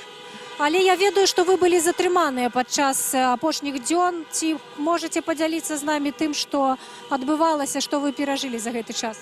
Ну, я быў затрыманы на ўчастку падчас, калі пачынаўся падлік галасоў, я хацеў на ім як журналісцкім пасведчаннем прысутнічаць, паколькі маю на гэта законнае права, але камісія гэта не хацела, таму мяне там вывелі міліцыянты і ў выніку аформілі справу, і прыйшлося 3 сутак правесці ў Жодзіне. У параўнанні з іншымі затрыманымі мой лёс быў куды лагоднейшы, таму што мяне і затрымлівалі, і пасля перавозілі ў Жодзіне звычайныя міліцыянты, якія не зверствовали так, як гэта рабіў АМАП. Таму, в прынцыпе, сам я асабліва не пацярпеў, акрамя толькі таго, што на 3 дні выпаў з жыцця, і, вядома, там пабытовыя умовы не самыя найлепшыя. Але ўвогуле Жодзіна гэта не акрэсціна, прынамсі тое Жодзіна, якое ведаў я, там, в прынцыпе, калі нас туды прывезлі і пасялілі ў этой камеры, то пасля гэта нас ужо не чапалі. І хаця многія мае сукамернікі, яны былі моцна збітыя АМАПам пры затрыманні, пасля катавалі іх цэлую ноч у нейкіх УВД, ці у сярэдзіне будынкаў, ці у дварах. І пасля, таксама, калі суправаджалі амапаўцы перавоз у Жодзіна, то таксама гэта было такое пекла. Так што вось так. Мне асабіста пашанцавала, но такіх было не вельмі шмат. Скажыце, вы ж вельмі часта выступаеце як фактычна палітычны аналітык, аналізуеце падзеі, якія адбываюцца ў Беларусі.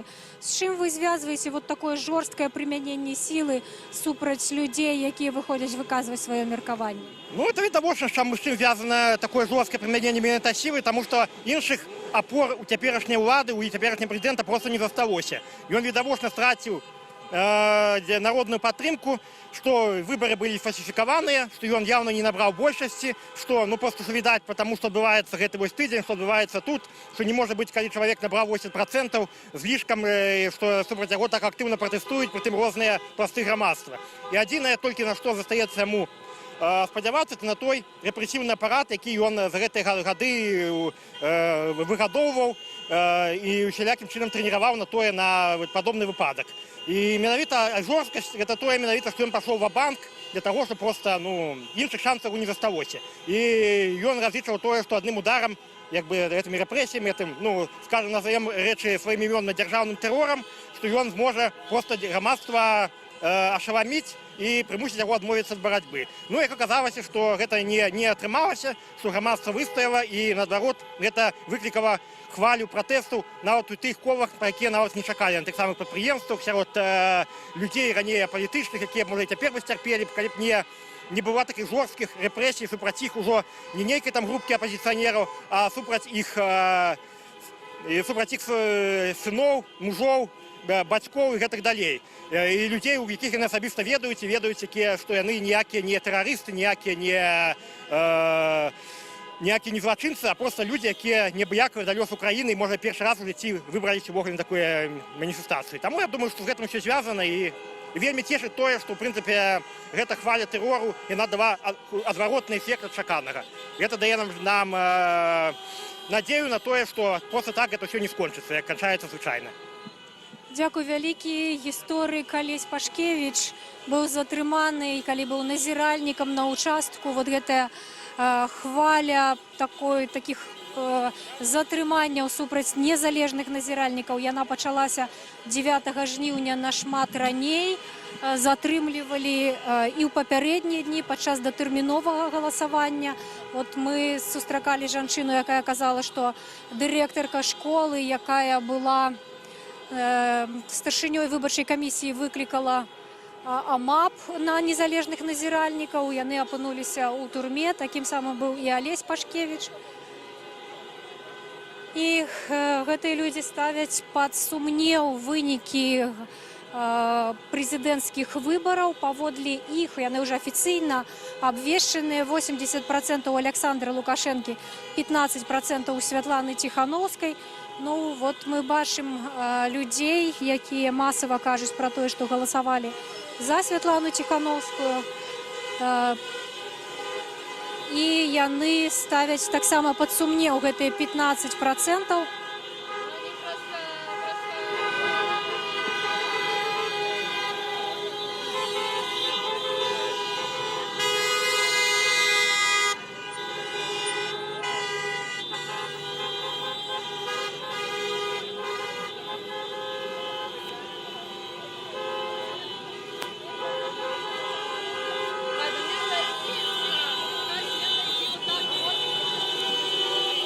Надзвычайную дапамогу, узаемадапамогу арганізавалі беларусы ў гэтыя дні, дапамагаюць і сваякам затрыманых каля Акрэсціна. Вот вы бачыце, тут вода стаіць, гэтую ваду прыносяць людзі просто для ўсіх. Вось стаіць чалавек, раздрукаваў плакат са сведчаннямі катаванняў, з якімі сутыкаліся людзі, якіх затрымлівалі.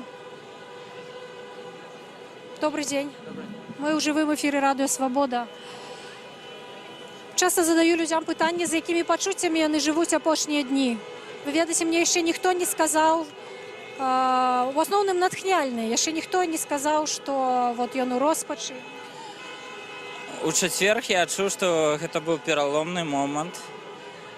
Калі ўсе выйшлі з кветкамі, я праехаў па праспекце Незалежнасці, там нібыта як у раю, адчуваў сябе. І таксама заводы, буйныя нашы супрацоўнікі пачалі весці размову наконт забастовак. Вось. Пасля гэтага дня мы ідзем на пазітыве. Вось мы людзям дарым каханне і пазбаўляем іх ад страха. Гэта самае галоўнае. І мы абавязкова пераможам, мы ўжо перамагаем. Я ў гэтым перакананы быў яшчэ да таго моманту, як толькі пачалі збіраць подпісы. Калі пачаліся першыя чэргі, таму што ўсё спрыяе нам. Мы захапілі сродкі масавай інфармацыі. Вось, тое, што там хлусню па БТ перадаюць, гэта ніхто не глядзіць зараз. Гэта ўсё людзі разумеюць, што гэта поўная хлусня. Вось. Усё нам спрыяе. Дзякуй вялікі. А ў Беларусі таксама быў заблакаваны фактычна інтэрнэт некалькі дзён. Немагчыма было карыстацца. І я вот глядзела жывую трансляцыю з сустрэчы міністра інфармацыі і прадстаўнікоў Міністэрства ўнутраных справаў з журналістамі. І адна з удзельніц казала, што вот за гэты час, калі быў заблакаваны інтэрнэт, так шмат людзей падпісалася на тэлеграм-каналы з такой... А што гэта вы паказваеце? Гэта вы падабралі на месцы? Так, гэта кулі, гэта гумавыя кулі, якімі расстрэльвалі дэманстрантаў. А ў якім месцы вы іх сабралі? Тут.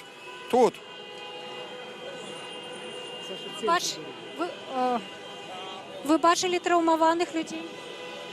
Асабіста я не бачыў траўмаваных людзей, толькі на здзейсцях. Але ж я бачыў кулі, я бачыў кроў. Як вы ставіцеся да таго, што адбылося тут? Як вы ставіцеся да таго, што адбылося? Вот, навошта гэтыя кулі супраць людзей? Каб усе ведалі, каб усе памятавалі. Мы гэта помнім, мы гэта не прасцім ніколі. Дзякуй вялікі. Вот такія спецсродкі выкарыстоўвалі супраць людзей, якія выходзілі выказваць сваё меркаванне. Мы таксама ведаем пра выкарыстанне светла-шумавых гранат. Ну і факты жорсткага збіцця, катавання. Вот людзі таксама раздрукавалі фотаздымкі таго, як выглядаюць людзі. Можна да вас звярнуцца? Можете распавесці, што у вас, что гэта за фотоздымки? Это просто с интернета. То есть это не наши знакомые. Просто стоим с плакатом. Чему вы раздрукавали менавіта их? Что вы хотите сказать? Мы хотим показать, какие зверства происходили совсем недавно у нас тут в Беларуси. Нам не важно, знакомые это или кто-то другой, это белорусские люди, с ними это происходило, могло произойти с кем угодно, с нами, с нашими друзьями, с нашими семьями.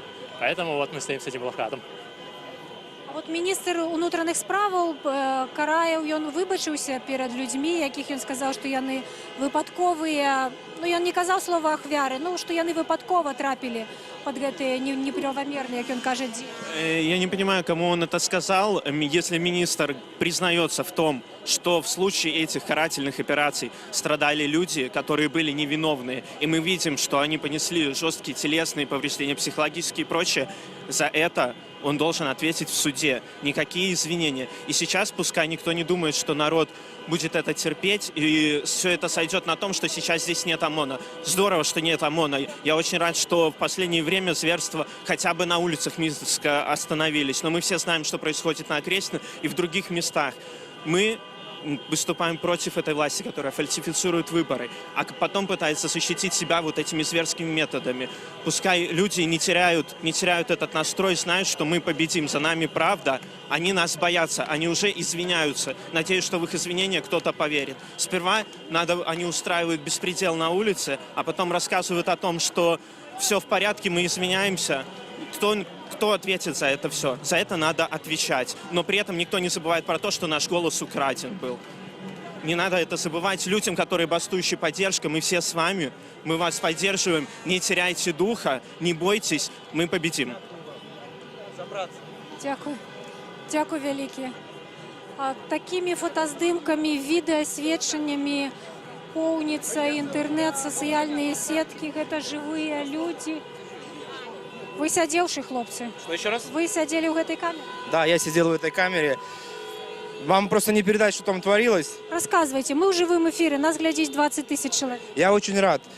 С воскресенья на понедельник, это вот были первые задержания ночью, я был в 39-й камере на 4-м этаже.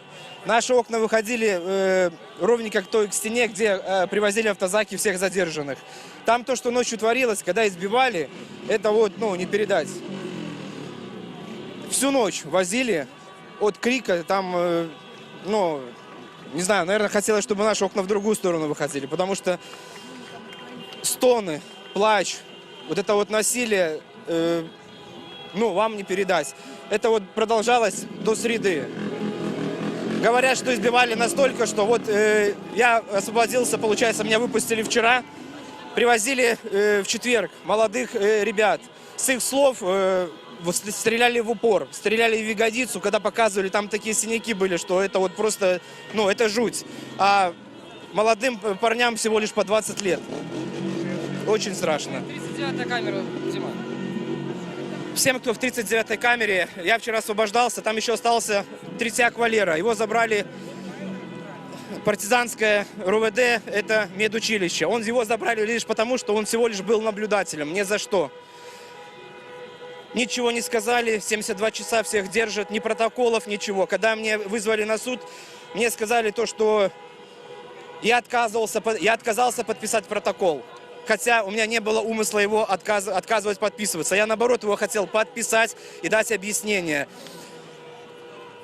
В самих делах уже стояли готовые полностью даты, кому сколько суток дает. То есть судья просто зачитывал готовые дела. Это вот было видно. Все приходили, говорили все то же самое, один в один.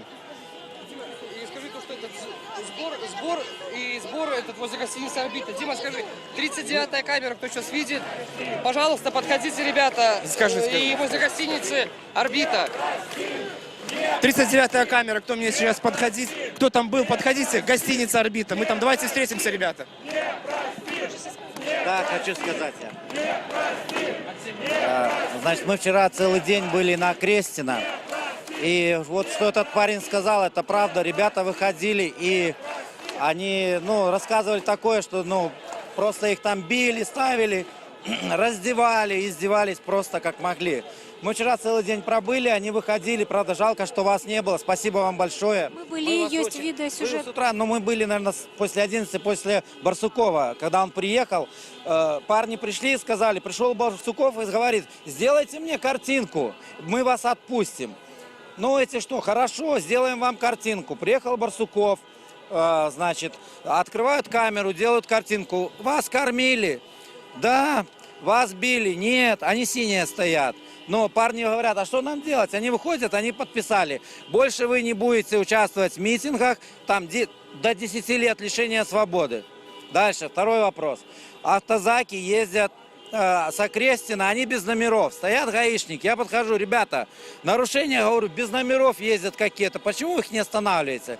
Но они сами их боятся реально, потому что, ну, их оружие, говорю, вы хоть нам, народу, помогите. Они понимают, головами махают. Мы вчера там ночью простояли, ну, с ними часа 3 разговаривали, потому что они увозят без номеров.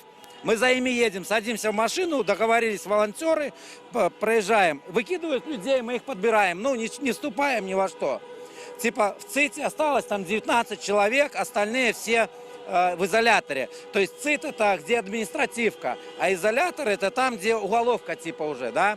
И вот они типа в ЦИТе 19 мы пустим, и они по капельке, по одному, по 2, по 3, как издевательство, понимаете? То есть там даже издеваются. Ну, вот, мы... А у яким стане гэтыя люди, якіх выпуск? У яким стане гэтыя люди, якіх выпуск? Парни, когда их встречают, там психологи, ребята, медики обрабатывают, они вас духом, они благодарят, плачут и все рассказывают. Ну, все же фиксируется. Некоторые, которых там, ну, не сильно пострадали, боятся. Мы одного афганца завезли, парень с Афганистана.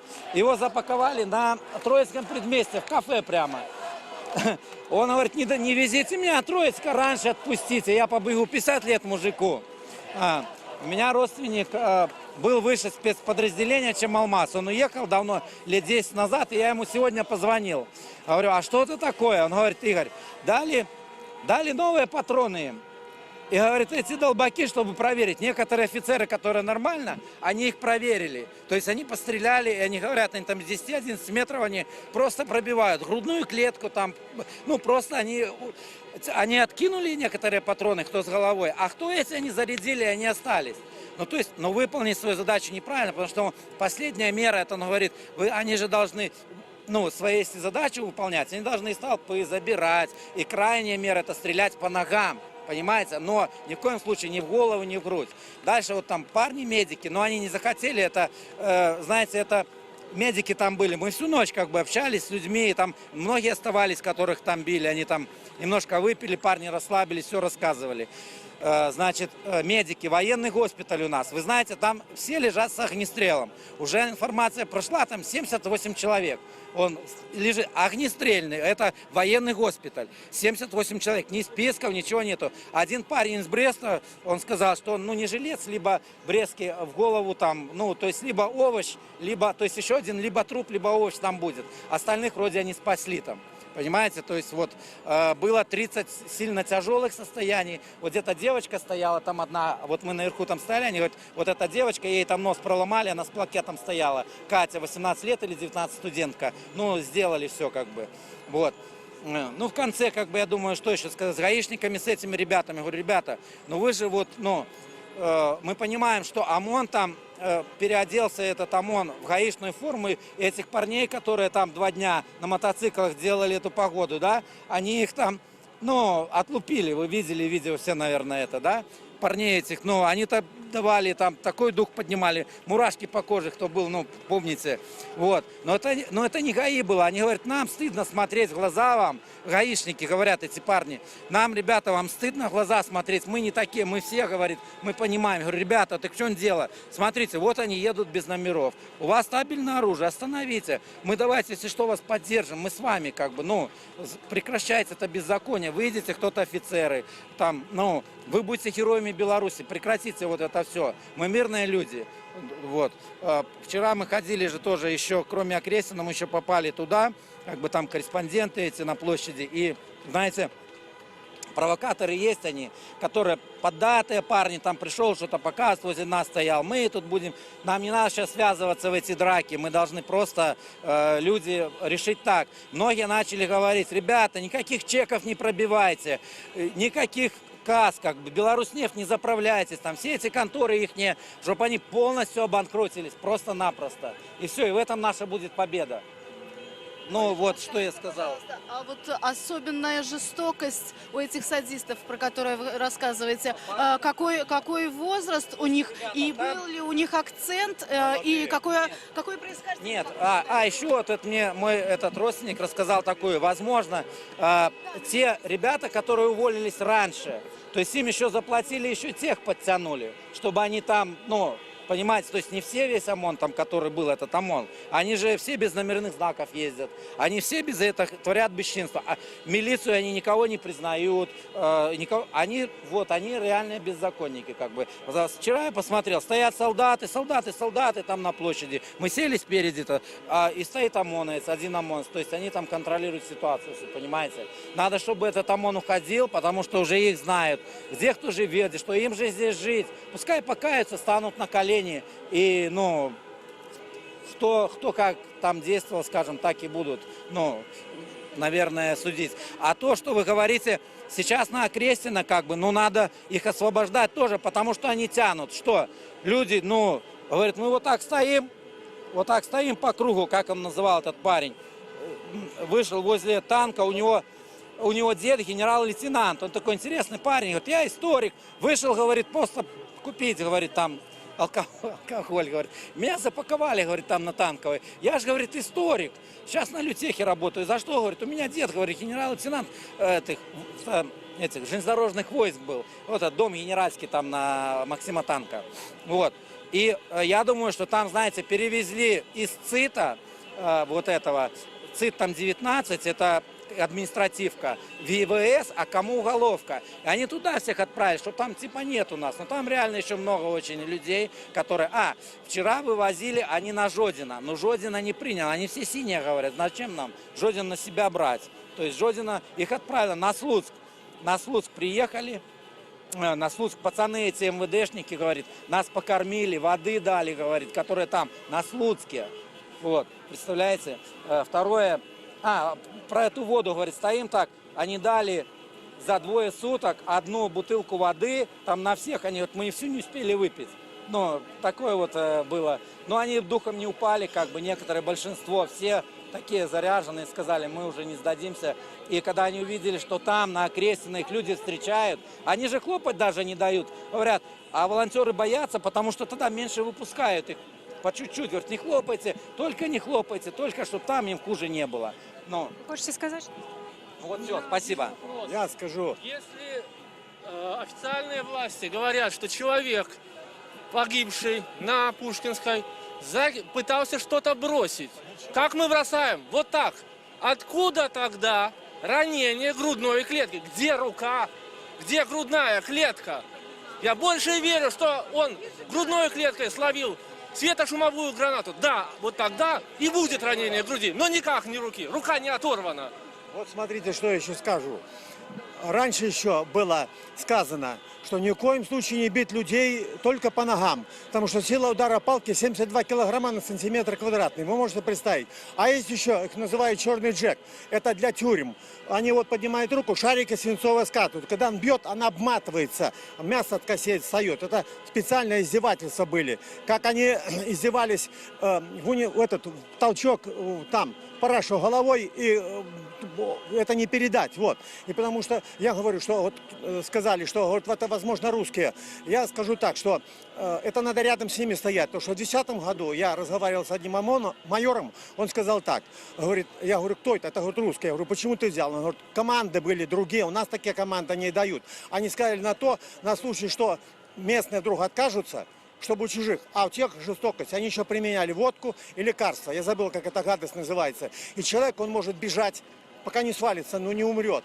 То же самое и здесь. Он не отдает отчет своим действиям. Он видит, злость у него дикая. Он бьет, 5 бьют, без разницы, почему, по голове. А вот я говорил, и результаты, вот они налицо. Эскалация это не нужно, реально надо просто победить мирно. Ребята, будут провокации, если, пожалуйста, вы их просто останавливаете, потому что они пьяные, провоцируют, чтобы мы их сами отстраняли. Мы их просто так доведем до того, что они просто уйдут, понимаете? Спасибо вам, журналисты. Вы первые, наверное, все-таки подняли эту волну, потому что больше информации я вас, все время Просто сколыхнулась Да, мировая сколыхнули, да. общественность, было привлечено очень большое, огромное внимание к нашей стране. И поэтому наша власть на ходу быстренько переобулась. А это просто волки в овечьей шкуре. И им веры нет. Мы вот сейчас шли, и мы только что говорили с мамой, женщина из Могилева, они забрали своего сына с Окрестина. Парень рассказывал такие ужасы, говорит, он просто боится выйти из подъезда теперь. Вот. Что там творилось, это просто средневековые пытки. А тех, кто не выдерживал, он сказал, что их просто сносили в подвал. И мы вот стояли рядом с ней, плакали, потому что мы не знаем, найдут ли этих людей уже. Потому что сколько пропавших, которые просто шли по улице. Еще один нюанс. Кремль, он очень сильно боится, потому что я знаю, у меня близкие родственники живут в Москве, он очень боится, что если здесь произойдет то, что он будет сброшен, Путин точно так же будет. Они очень боятся, они любыми путями пытаются подавить, что здесь происходит, но у них это не выйдет. Дякую велике. Я просто ехал с другого края города, здесь выступал парень на Могилевской, который с метрополитена. Он, в принципе, сказал те слова, которые хотелось сказать мне. Банально, когда ты идешь среди коллектива и большинство боится, да, можно понять людей. Я здесь было много моих друзей 10 числа на Пушкинской. Вот оттуда с орбиты скидывали газовые гранаты нам под ноги. Что такое газовая граната? Что такое запах, когда ты не можешь ни видеть, не слышать, ничего. Когда мы бежали, падали девочки, мы их подымали. Когда ты после этого отходишь несколько часов, после этого, когда на тебя делают засады в твоем районе, бьют и кричат тебе огонь на поражение, честно, мне кричали вдогонку огонь на поражение. Повезло, что просто за угол был, и меня спрятали обычные люди в доме. Сейчас у меня вышли друзья, которых схватили, один споткнулся, одного споймали и так далее. Да, все, что здесь говорили, все это правда, весь этот страх, который происходит. Но самое главное, я был наблюдателем, меня не пустили. Очень некрасиво комиссии сбегали с задних дворов своих школ, их сопровождали. Потом есть дворец культуры МАЗ большой, там собралось много людей. Из-за того, что собралось много людей, горели окна, они не знали, что им делать. В итоге приехало 2 автобуса ОМОНа, все, кто стоял и не успел отойти, избили. У меня парень вот с такой гематомой на голове был. Ну, просто берешь на голову, там 2-я голова как будто выросла. За что людей пьют? За что они просто били стоят? За то, что они просто стояли. Их избили, потому что там были наблюдатели. Я был на своем участке наблюдателем. Естественно, фальсификации даже по белым браслетам я насчитал 550 штук из 1850. В итоговых 2 протоколах с 2 участках было 200 человек за Тихановскую. То есть уже по белым браслетам была фальсификация. Не говоря уже о том, что большинство, нужно было просто час посидеть на участке, чтобы понять, кто идет голосовать за альтернативного кандидата, кто идет голосовать за действующую власть. Поверьте, это реально 3%. Я не шучу. В итоге люди там стояли, у нас вывесили, естественно, все, кто-то не сорвался, разбил окно. Из-за этого все разбежались. Это был или провокатор, или у человека сорвали нервы. В итоге потом нам жители рассказывали, что туда приехали на наше место, к нашей школе автобус, бусик, но все уже разбежались. Мы пошли на ДКМАЗ, а там уже приехали, всех избили. Протокол, приехал автобус МАЗ, забрал комиссию, протокол вывешен не был. И на следующий день его тоже не висело. Были наблюдатели, которые говорили, нет, мы стоим здесь, никуда не уходим, все хорошо, нас никто не тронет. В итоге тронули. В итоге дальше люди разошлись, никто никуда не пошел. Мы поехали в город. Когда мы приехали в город, шли ребята, все побиты, все никакие, говорит, на стелу. Мы со стелы нас выгнали, нас закидали гранатами. Вот мы пошли 10 числа, здесь то же самое. Люди стояли, никто ничего не... Здесь что-то загорелось, но это был фаер. То есть его сразу потушили и больше, ничего не жгли. В итоге здесь останавливался парень на... бетоновозке, обычный пацан рабочий, сблокировал движение. Все к нему шли обниматься, но все стояли, никто ничего не хотел делать. Но потом оттуда на скорых, реально, начали пропускать скорые, без того ехали, оттуда они выходили, их собралось сначала человек 20-30 ОМОНовцев, и они начали всех закидывать гранатами. Все, кто стоял в машинах, там бежали, у меня там сидела девушка. Она просто разбили заднее стекло и кричали, давай, все, и она говорит, таких глаз с такой жестокостью. Там люди шли, вот те, кто в форме, шли убивать. Они не шли разгонять, они шли калечить. Они все и закидывали когда гранатами, просто, ну, я тогда сорвал горло, да, все разбегались. Не хотелось разбегаться, но никто не хотел воевать, никто не хотел с кем-то биться и так далее. Все хотели просто стоять. Мы не думали, что нас с крыш закидают газовыми гранатами, когда, честно, я думал, у меня остановится сердце. Потому что когда ты бежишь, дышать нечем, и девочкам многим хорошо, что вода была с собой, мы там помогали как могли.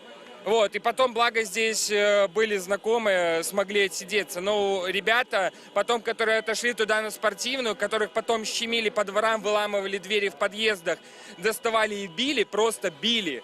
Вот, это то же самое, когда мы были у себя на районе, на нас налетели в Гражданском люди, и потом через проспект, когда мы стали и не убегали, они сами отбежали потом, когда поняли, что они в меньшинстве. Они спрятались. Мне не страшно это рассказывать. Я, честно, вот история последняя, чтобы не занимать время, может, кто-то еще хочет высказаться. Меня обокрали, буквально там в июле, еще в конце июля. И вот следователи, все, я приезжал вчера писать ходатайство, чтобы на ребят не заводили уголовное дело. Вот. Я спрашивал, ребят, что такое? Они сами говорят, как только включили интернет, у нас вся наша фрунзенская РОВД друг с другом перессорилась.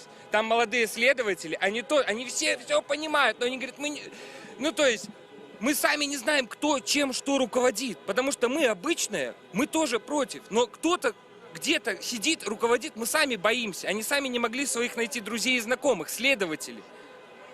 То есть у следователей тоже людей задерживали, били, и они не могли их найти. Извините, мы ошиблись. Через свои связи. Это извинение вернет сына родителям. Это извинение вернет отца своим детям. Поэтому даже когда... А жене мужа вернет? Нет. Даже когда вчера девушки обнимали, может, ребята, которые вчера стояли на площади Независимости, может, они и не участвовали, когда их обнимали и так далее. Но, честно, обнимать мне пока кажется рано. Вот, там солдаты, может быть, да, но пока, честно, я пока не вижу, честно, меня тоже поддерживаю, что может это затишье перед бурей, честно. Очень не хотелось бы, что это было так, но и с гаишниками рядовыми я стоял, попросил выписать штраф и мне, потому что я не пропустил пешеходов, так получилось, когда было на Дружбе народов митинг. Я говорю, выпишите штраф мне, потому что по закону. Я его оплачу, но давайте, когда придет ваше время действовать по закону, вы точно так же сделаете, потому что каждый должен начать с себя в первую очередь и перестать бояться. Только когда нас выйдет очень много, выйдет каждый сосед, твой брат, сестра, знакомый, а мы отбросим сейчас свои немножко дачи, свои походы, там, не знаю, за обувью, за шмотками и так далее. Если мы все выйдем, объединимся одной идеей, тогда есть шанс. Но если мы будем думать про то, что нам нужно сейчас куда-то уехать, про какой-то отпуск, то есть жить обычной жизнью, как будто ничего не происходит, ничего не получится. Я поэтому обращаюсь к людям, которые еще до сих пор боятся и до сих пор думают, что мы ничего не изменим. Изменим! Это уже показали все, уже началось. Поэтому нужно сейчас поддержать всем остальным. Вот, поэтому я верю, что у нас все будет хорошо. И я горд, что я белорус. Горд. Я 10 августа был на стеле, пришел туда, можно разговаривать, да, дальше? 10 числа, и ко мне подошел то ли спецназ, то ли ОМОН, у них на спине не было ОМОН написано. И спросили, мужчина, что вы здесь делаете? Я говорю, отдыхаю. Он говорит, уходите, мы вам не гарантируем безопасность, где вы живете? Я говорю, в Ратомке. Вроде как Ратомка на слуху в Минске. Он говорит, а где это? Я говорю, где? И подумал, значит, они не местные. Были не местные 10 августа на стеле. Ратомку, я думаю, все знают в Минске. Да, вот. А они сказали, а где эта Ратомка? Вот так. Были чужие. Я только коротенький вершик Максима Богдановича. Мне вельми приємно, що собралося тут столько народу. Это сонет Максима Богдановича. Поміж пісков єгипетської землі, над хвалями синеючого Ніла, за кольки тисяч год стоїть могила. Пяску насіння жменю там знайшли. Хоть зернійки засохшими були, ущо ж таки життєва їх сила збудилася і буйно всколосила. Порой весеннее збожжя на роллі. Во символ твой забитый край мой родный. Зворушений нарешті дух народний.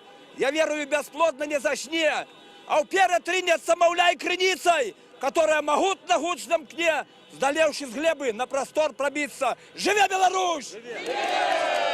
Живе Беларусь! Мне один человек говорил, что применяли боевые гранаты, но безосколочные. Они просто такие вот круглые. То есть она вот взрывается, я говорю, почему? Потому что, говорит, зорька, ну это светошумовые гранаты, она не может сделать 6 переломов на одной ноге. Вот. Поэтому я скажу так, что мы в одной лодке, и уже заднего хода у нас нету. Все. То есть подводная лодка, или погибают все, или все спасаются. Я думаю, что говорят, что это были не они. Это они специально, ну, мое мнение, что они специально так слухи пускают, что какие-то наемные с России к нам приехали, да, потому что это были, ну, наши ребята, это были ОМОНовцы, вот. И чтобы, как это сказать, вот, чтобы умыть свои руки от крови, вот. Так, ну, такое мнение. Потому что какие россияне будут, зачем им это нужно? Устраивать у нас геноцид. Дякую вялікі. Люди спробують знайти тлумачення тим подіям, які відбулися. Очень важно. Я не буду говорить, кто и когда, но, скажем так, есть знакомые, у которых знакомые есть КГБ. В общем, почему должна быть массовость людей, все должны выходить? Там в верхушке уже идут трения. Там уже сейчас идут борьба, но пока их меньше, те, которые готовы что-то делать. И для того, чтобы высшие чины, высшая элита почувствовала и поняла, что за ними есть что-то, за ними есть, и они могут действовать, они должны видеть, что большинство людей, большинство против, и выходит. Тогда они могут как бы развязаться. Это на самом деле, это 100% информация, что уже есть раскол. Раскол там вверху. КГБ, в высших эшелонах власти уже есть раскол. Но пока просто у Лукашенко пока больше власти, больше сил. Пока, на данный момент. Останавливаться нельзя. Останавливаться. И когда люди будут выходить, это будет продолжаться, будут выходить предприятия, большие предприятия выходить, тогда у людей, которые там вверху, все больше и больше будет складываться коалиция из каких-то генералов или офицеров. Поэтому они там в большинстве не глупые люди. Я думаю, большинство КГБистов и так далее смотрят ваши стримы, делают из них выводы, смотрят статьи и думают, что им делать. Поэтому я вот честно говорю, я надеюсь на то, что Захаренко, да, это последний, единственный настоящий генерал, который не был против Конституции. Он сказал, я ее не буду нарушать. И все после того, как убили Захаренко, все генералы, они боятся. Настоящие генералы боятся, что их убьют, потому что если кто-то появится, хоть один лидер из нашей белорусской элиты правоохранительной, его уберут сразу. Они боятся появиться по одному, они должны появиться коалицией. Но они должны чувствовать, что за ними пойдут все. Вот. Но только мир, только мир. Никаких провокаций, никаких коктейлей молота. Пожалуйста, ребята, молодые, кто смотрит, не надо делать коктейли молота. Нам девушки наши показали. Цветки и девушки самые прекрасные в мире у нас в стране. Нету такого нигде в мире. Ни одной массовой акции протеста не было, как у нас. Про это говорит уже весь мир. Вот, мы должны доказать, что так и будет продолжаться. Не надо делать Молотова, не надо... Все, это единственный шанс. Мы вышли, попробовали выйти вот так вот боевыми рядами. Ничего не сделать с гранатами никак. Поэтому только мирное это. Поэтому не ведитесь на какие-то призывы еще. Только мир, спокойствие и массовость. С девушками, с мамами, с дочками. Выходите вместе. Вот именно когда цветами. Потому что мне понравилось, ребята, моя сестра вчера вышла. Она просто сейчас по проспекту по Дзержинскому остановился крузак, ну то есть джип. Оттуда вышли ребята, дарили всем цветы, кофе, шоколадки. Вот такое единение. Когда я приехал в Жодино, когда люди приезжали с Минска, не кого-то забрать еще что-то, а просто привозили багажники еды, воды и ходили с табличками. То есть люди потратили свое личное время, бензин там и так далее, но они делают это просто потому, что могут. Вот. И это единственный шанс. Только нас здесь должно стоять, я не знаю, просто 1000, 300, 500, миллион. Вот тогда, вот во всех городах. Но самое классное, что в маленьких городах хоть по чуть-чуть начали выходить люди. Спасибо вам. Консолидация. Поэтому элита наша, смотри, мы с тобой, народ вышел. Пожалуйста, смогите, будьте мужчинами. Мы мирные. Правильно сказал. Такие настрои среди людей, которые собрались. Можно мне пару слов сказать белорусам? Давайте. Я только, наверное, не всем понравится. Белорусы... Ой, не, почекайте, да, вы тады, ну, осторожно, кепских слов не уживайте, не закликайте там несанкционированных деяний. Я понял. Просто сегодня, ну, вот мы сегодня вышли из-за убийства людей, из-за того, что покалечили. Просто я считаю, что эти вещи и на совести людей, которые отсиделись дома и 9 числа, и 10. Просто если вы находите причины, чтобы не прийти, там сначала у вас были причины, что вы ждали оглашения результатов. Ну, такая причина, хорошо. 10 числа где вы были? Не было интернета, не было координаторов. Ребята, надо выходить все вместе завтра, воскресенье. Просто это касается каждого из нас. Не нужно искать причины. Будьте просто смелыми, вы уже видите, что здесь все мирно. Ну, просто отсидитесь дома, и я не знаю, как вы будете со своей совестью потом жить. Просто нету слов. И еще для контраста, вот сегодня мы подъезжали к этому парню, напротив Альшевского 23А, там цветы бесплатно раздавали, а напротив вот государственная контора, там туалет даже платный. Надо заканчивать это, мы должны жить нормальной жизнью, потому что мы нормальные люди. Хабаровск тоже, ребята, вы очень большие молодцы, дожимайте до конца и будем жить в совсем других странах. Вова и Саша пусть летят в Турцию. Нам здесь они не нужны. Спасибо большое. Люди собрались около метро Пушкинская, каб отдать данину памяти загинулому тут Александру Тарайковскому. Спробують. 9-го. Ну, давайте. Я хотел просто сказать, то, что 9 числа после выборов я абсолютно аполитичный был человек до августа этого месяца. Но я живу возле Стеллы, и когда мы возвращались домой, мы видели очень много людей, не равнодушных к судьбе страны. Я с супругой. И уже вечером видели, что очень много людей собирается.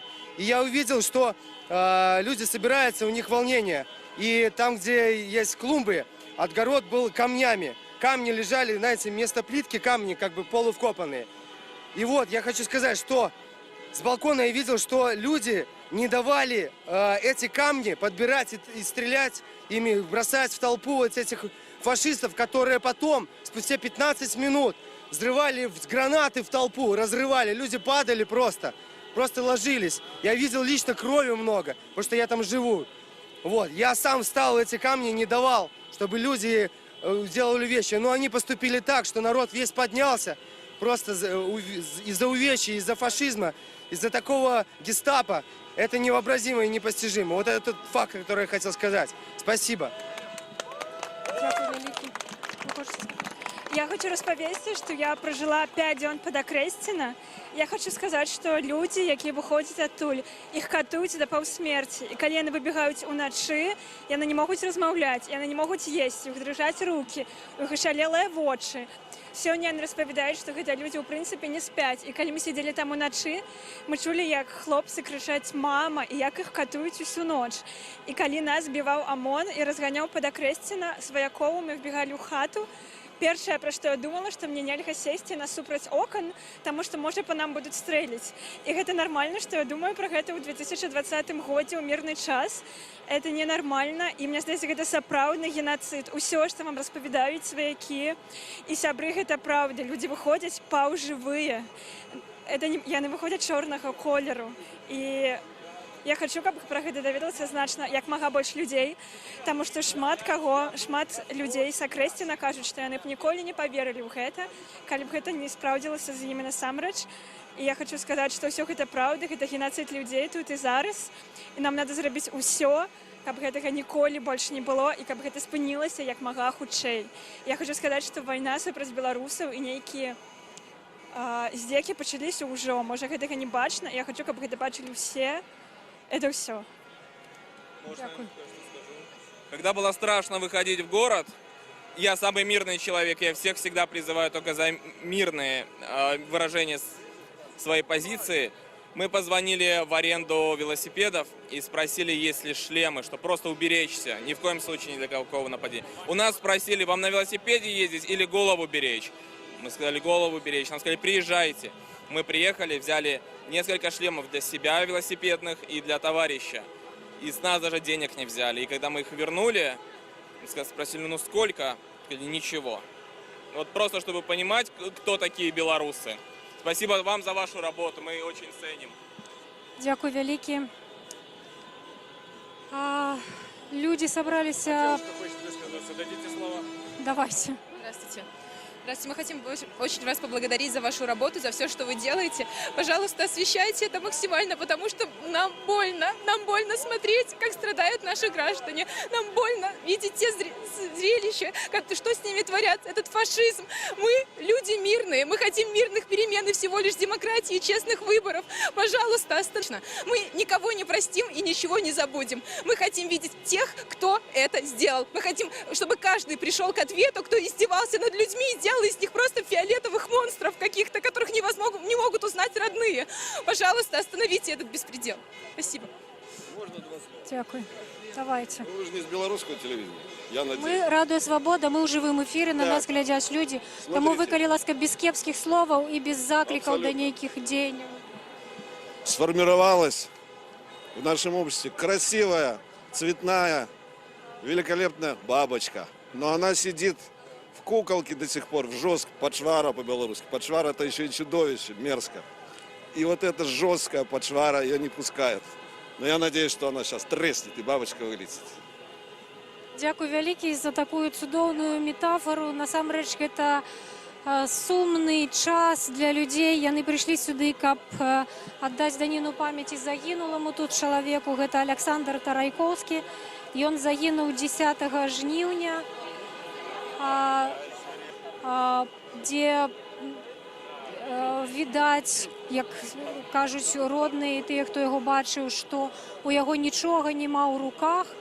І людзі лічаць гэтага чалавека меннем сілы, якое яны бачылі на вуліцах на працягу некалькіх дзён. І вот цяпер людзі патрабуюць спыніць гвалт, спыніць прымяненне сілы ў дачыненні да мірных грамадзянаў. Такія патрабаванні яны і ў іншых гарадах. Я ўжо казала раней, что вот мы были у Солігорску нам распавядалі, что так жорстка затрымлівалі людзей, что плошча была ў крыві, эту кроў не маглі адмыць. Вот мы з Радіо Свобода. Вашего каждый день слушаю. Наше время. А кто Дякую. Людзі раздруковваюць фотаздымкі людзей, якія пацярпелі. Шмат хто з тых, хто быў адпушчаны з Акрэсціна, менскай турмы, і з Жодзінскай турмы, адразу траплялі у медычныя установы. Таксама здарылася і з журналісткай Аленай Дубовік. Яна кажа, што яе збівалі на Акрэсціна. Цяпер яна у шпіталі. І ахвярай вот гэтых падзеяў стаў Александр Тарайкоўскі. З ім сёння развіталіся сваякі, і сёння яго хаваюць на адных з менскіх могілак. Я не бачу, каго вітаюць людзі.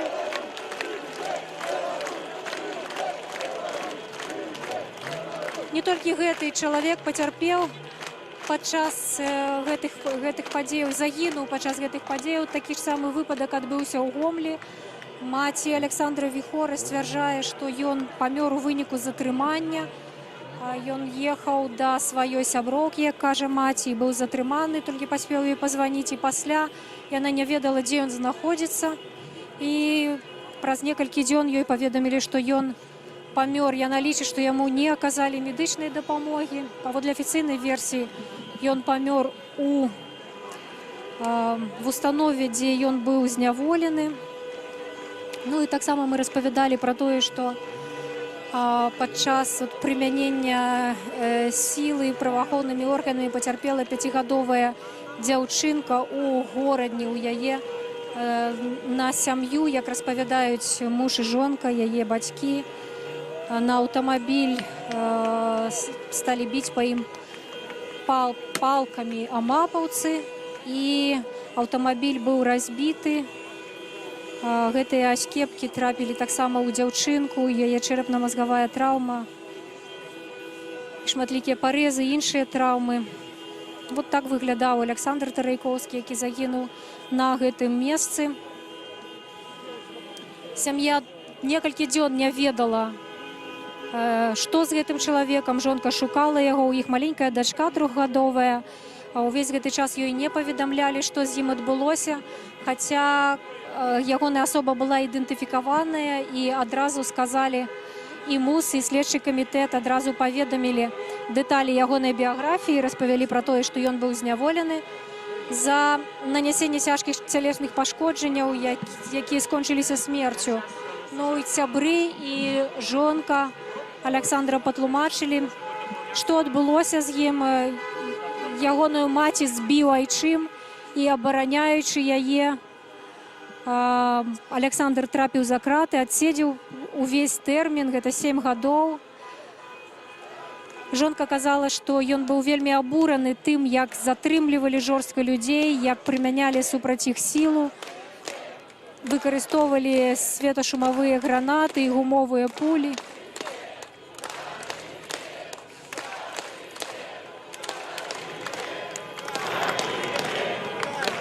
Людзі прыходзяць сюды, пакідаюць кветкі на месцы ягонай гібелі.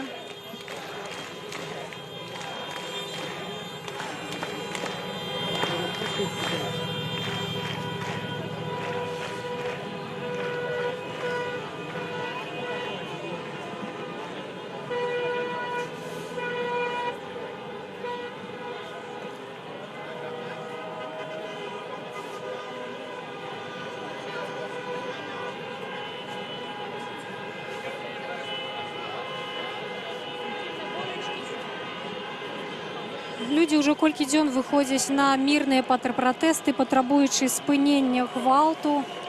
У розных гарадах працоўныя калектывы звяртаюцца да гарадскіх уладаў, патрабуюць вывесці з гораду АМАП.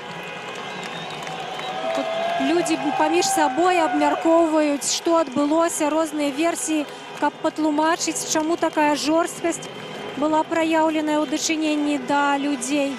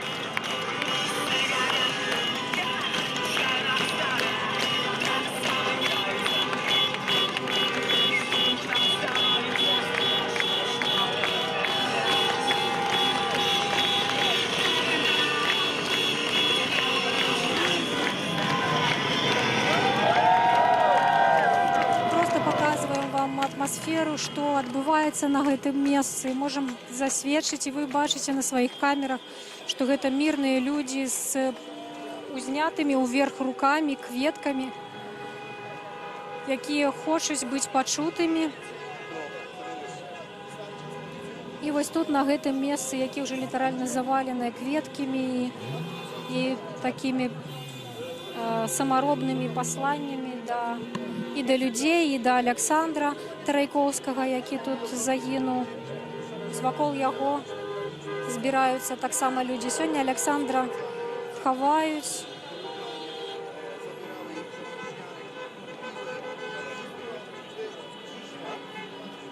вам за вашу працю. Дякую. Можна до вас звернутися? Як ви? Ну, на самій справі вельми тяжко, бо не кожен день таке відбувається і нікому не жадаємо, щоб таке відбувалося ввогуле. Але, наконец-то, народ проснувся і хоче змін, і нас, певно, вже нічого не застопить. Хтось із ваших знайомих потерпів за гэты час? Так, ёсць некаторыя людзі з працы, якія трапілі да Крэсціна, але іх выпусцілі, але іх стан вельмі цяжкі зараз. І, ну, не фізічна, а больш, наверное, маральны, бо была затрымана дзяўчына. І, ну, є знайомыя. Також дактары, які були затрыманы, таксама мої знайомыя. І, ну, много хто потерпів.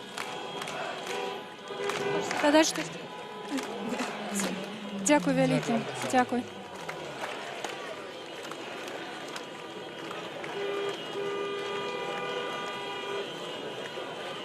З кветкамі людзі, от мы, напэўна, за паўгадзіны да такога прызначанага моманту развітання сабраліся тут, і яшчэ за паўгадзіны да гэтага людзі ішлі па горадзе з кветкамі, было відаць, што менавіта сюды, але любы чалавек, які не з Менску, не з Беларусі трапіўшы, заўважыў бы, што ў Беларусі адбываецца штосьці незвычайнае, людзі стаяць абапал дарог, узняўшы рукі з кветкамі, вітаюць всіх, вітаюць адзін аднаго.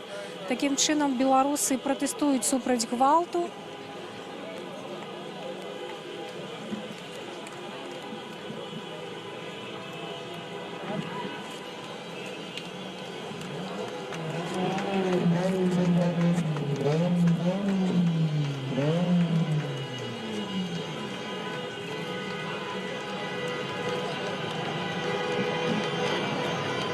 Нават цікава, адкуль людзі бяруць столькі кветак, але вот адзін з тых, з кім мы размаўлялі, казаў, што насупраць месца, дзе развітваліся з Александром Тарайкоўскім, кветкі нават раздавала кветкавая крама бясплатна. І шмат салідарнасці мы бачым на вуліцах беларускіх гарадоў цяпер. Дапамагаюць людзі зняволеным, сваякам зняволеных, тым, хто знаходзіцца ў шпіталях. От нават тут, бачыце, хлапец для ўсіх прынёс цукерак, стаіць вада, якую кожны можа браць.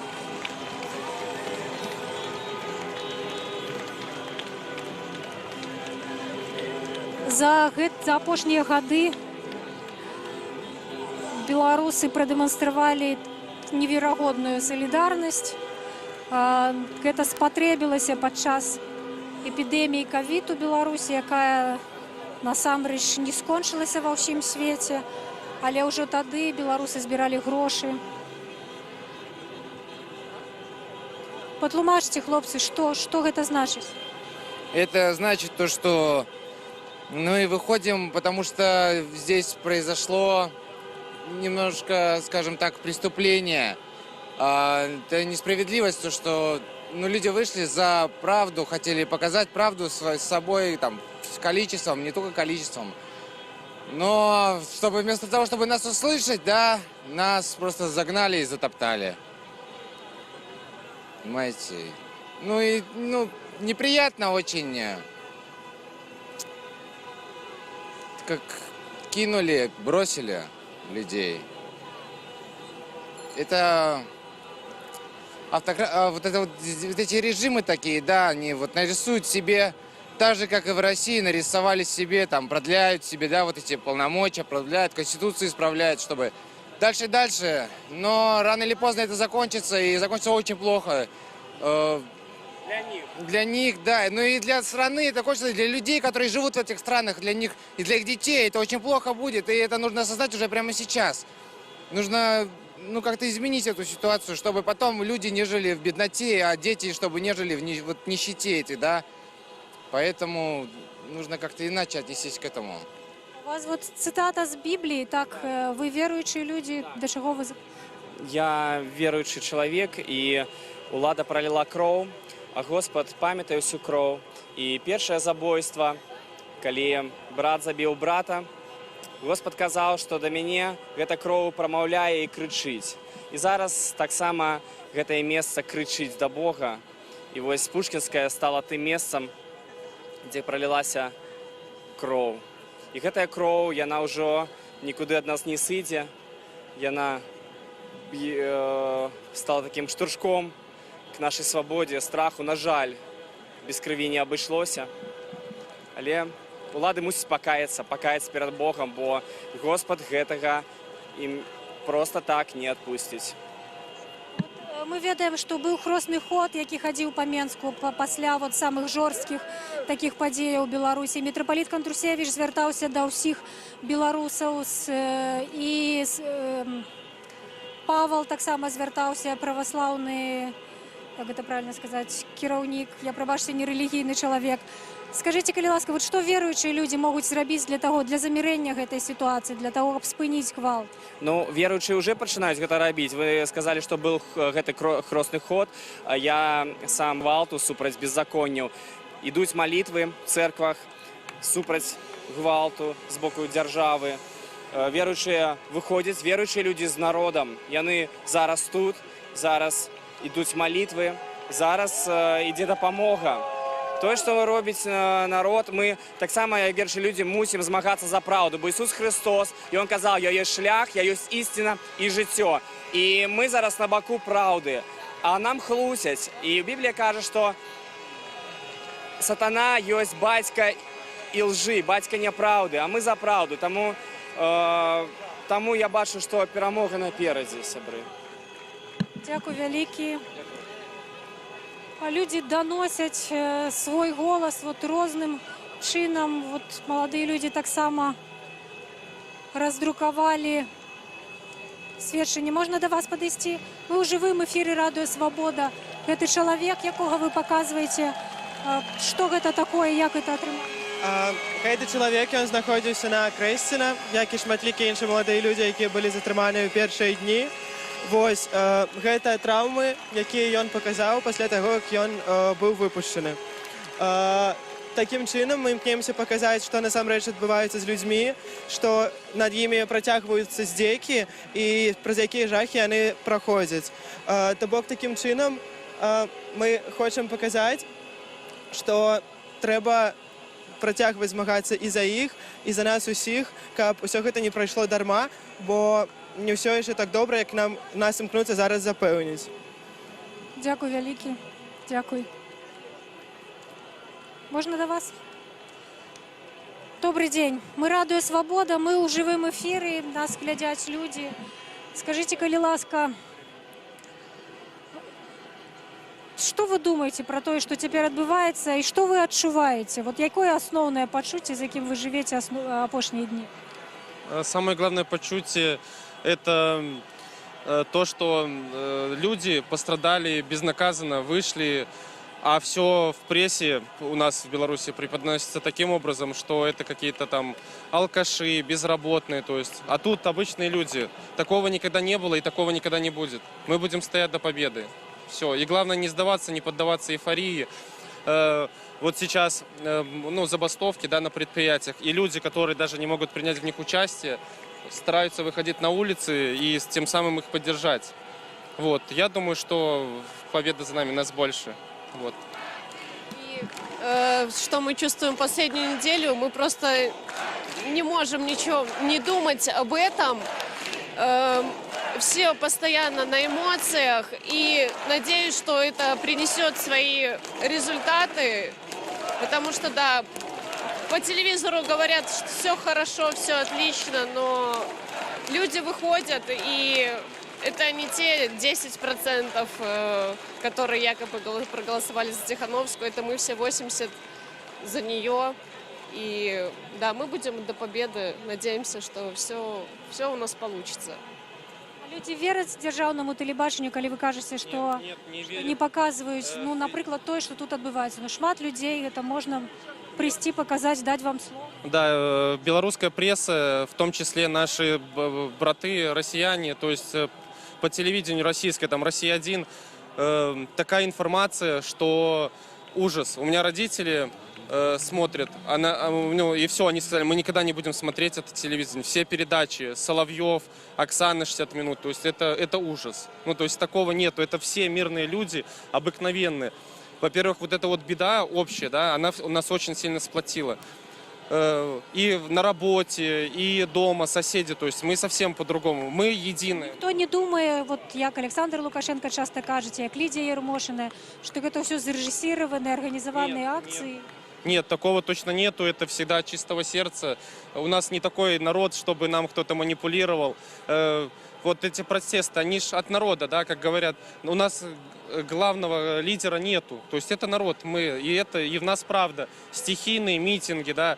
Ну, власти, они не могут этого приугадать. Никто не мог приугадать, что такие предприятия, ну, крупные, как МАЗ, МТЗ, поддержат. Это обычные работяги, это обычные люди. Это и инженера, которые, то есть ЭТРовцы, то есть все очень против происходящего режима.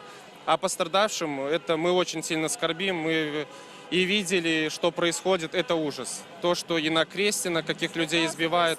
Это не нужно этого прощать, проглотить это невозможно просто. Но в любом случае еще, вот как там вот выражают, типа, за насилие прекратить. Но основное, чего мы добиваемся, эти люди уже стали жертвами режима,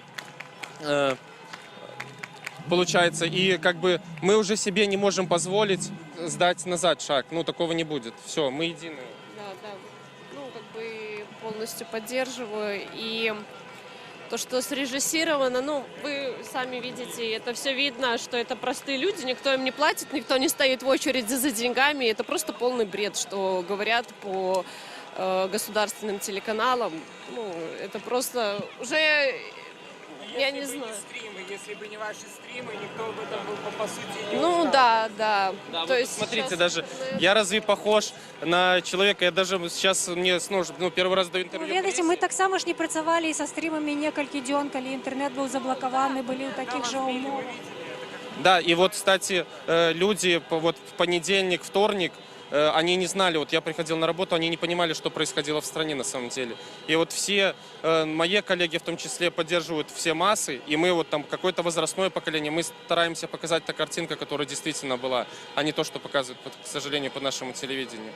Извиняюсь, вы в курсе, что в Гродно у нас рассказывала знакомая, вышли ксензы с парного костела. Я сам в этот костел хожу, их закидали газовыми гранатами тоже. Ксензов, которые вышли. И вот у меня сегодня моя соседка, мы тоже верующие, но мы католики, входим в Серебрянку в костел, и она выходит, у нее проблем со здоровьем очень много. И она просто выходит ко мне, мы с папой сидим возле дома, и она говорит, куда, Артем, куда идти? Я хочу, куда идти? Она вот не спрашивает. А еще вот, если нас все-таки видит же вся страна, хочу обратиться к директорам предприятий, к руководителям. От вас реально нужна поддержка, потому что вы должны повести людей к переменам. Не нужно бояться, потому что процесс уже запущен, и нужно просто идти до победы. Да, нужно не бояться и поддержать рабочих, поддержать людей, которые выходят. У нас прекрасные коллективы, прекрасные... Вообще, мы в центре Европы. Ну, что еще можно сказать? Вот, я думаю, что победа за нами. Спасибо вам большое. Дякую вялікі. От пара маладая расказала фактычна ўсё, што ў апошнія дні адбываецца, і пра... Хочаце сказаць штосьці? Добрый день, привитание. Адвокат я, Владимир Сазанчук. Пока еще защитник Статкевича, Козлова, блогера. Поэтому, пользуясь случаем, хочу передать привет от Николая Викторовича всем людям доброй воли и благодарны за поддержку. Применительно к текущему моменту. Я в июне, первые дни общения с Николаем, как-то высказал определенный скепсис применительно тому, что он в прошлый раз отсидел 5 лет, ни за что, страдая за народ, применительно к текущему моменту. Вот сейчас по происшествии этих 2 месяцев где-то в чем-то я ошибался. Слава Богу, есть в Белоруссии народ, Вот он здесь. Когда-то я некоторое время назад выступил с обращением, кому нужно такое правосудие применительно, ну, как к определенному моменту рассмотрения моей жалобы без моего участия. Председатель городского суда прислал бумагу, дескать, дать оценку моим действиям. Ну и сейчас идет эта ситуация. Но сейчас, продолжая дальше эту тему, уже в развитии вот этих процессов административных. Я вчера был в Солигорске. Встречался с одним парнем-шахтером, который в ЕВС, которому дали 15 суток. Два протокола составили. Первый, что он якобы 9 числа был на митинге, и 10 суток. Второй, что на следующий день ему, дескать, при рассмотрении материала оказывал сопротивление, того 15 суток. Я ему говорю: Андрей, давай, говорю, на чистоту. Был ты там? Ну, неважно, само по себе участие, оно тоже не составляет состава административного правительства. Ну, говорю, был ли там? Он говорит: я там не был. Я с дочкой 13-летней был в квартире в другом конце города. Потом мы с ней на велосипедах ездили в магазин в это время, который по протоколу идет, что якобы он участвовал в митинге. Говорит, я это говорил и милиции, и суду говорил. Проверьте, возьмите видеокамеры, возьмите, дескать, мои соты. Я не был там. Постановление вынесено на показаниях одного. Если, ну, это правда написано, фамилия его Шугалей Евгений, якобы участковый, Солигорский. Все, никто ни во что не, так скажем, не вникал. Далее. Моя оценка как юриста применительно к текущему моменту. Знаю, что многих уже почти, так скажем, всех шахтеров, которым дали сутки, выпустили. Да, мы вчера были в Солигорску, и Головатый сказал, что выпустили. Да, но я о юридическом аспекте. Определенное количество суток административного ареста дано властью судебной. Выпускают же теперь без суда, без судебной власти. Это здорово, что выпускают, слава богу. Но с точки зрения административно-процессуального кодекса это очередное беззаконие. Потому как или отменить решение, или уменьшить может вышестоящий суд. Нету у нас суда. Вот. Давеча один мой коллега сделал мне упрек. Владимир, мол, ну вот ты выступаешь там и себя этим самым противопоставляешь адвокатскому сообществу. Мы должны быть вместе. Так я хочу сказать, в чем, Андрей, мы должны быть вместе? В молчании? Далее. Караев министр извинился. Я не знаю. Может быть, его извинения на определенной стадии можно и принять. Но только в том случае, когда будут возбуждены дела в отношении тех, кто творил насилие, кто уже свидетельствовал, как Шугалей в отношении этого. Тогда, может быть, если министр скажет, что это тут я не давал команду, может быть, так скажем. Далее, я отработал в прокуратуре 12 лет. Меня удивляет молчание прокуратуры применительно вот к этим ситуациям, к этим избиениям, как говорится. Что такое? Почему хотя бы не проводятся прокурорские проверки, которые у нас применительно к российскому телевидению? Мы видим, как там прокурорские проверки добиваются справедливости. Один гражданин когда-то сказал, что страну за цивилизованным миром я не поведу. 26 лет он ее водит не за цивилизованным миром. Ну что я скажу? Не Моисей, и Моисеем не станет. Но мы-то хотим идти за цивилизованным миром. И я себя не отношу уже в 59 лет ни к молодежи, которая якобы глупая и какая, ни к судимым криминальщикам и ни к прочим. Поэтому, ребята, живе Беларусь! Спасибо. Дякую великі. Адвокат, юрист быў у нас у жывой трансляцыі, выказаў сваё меркаванне наконт таго, што адбываецца.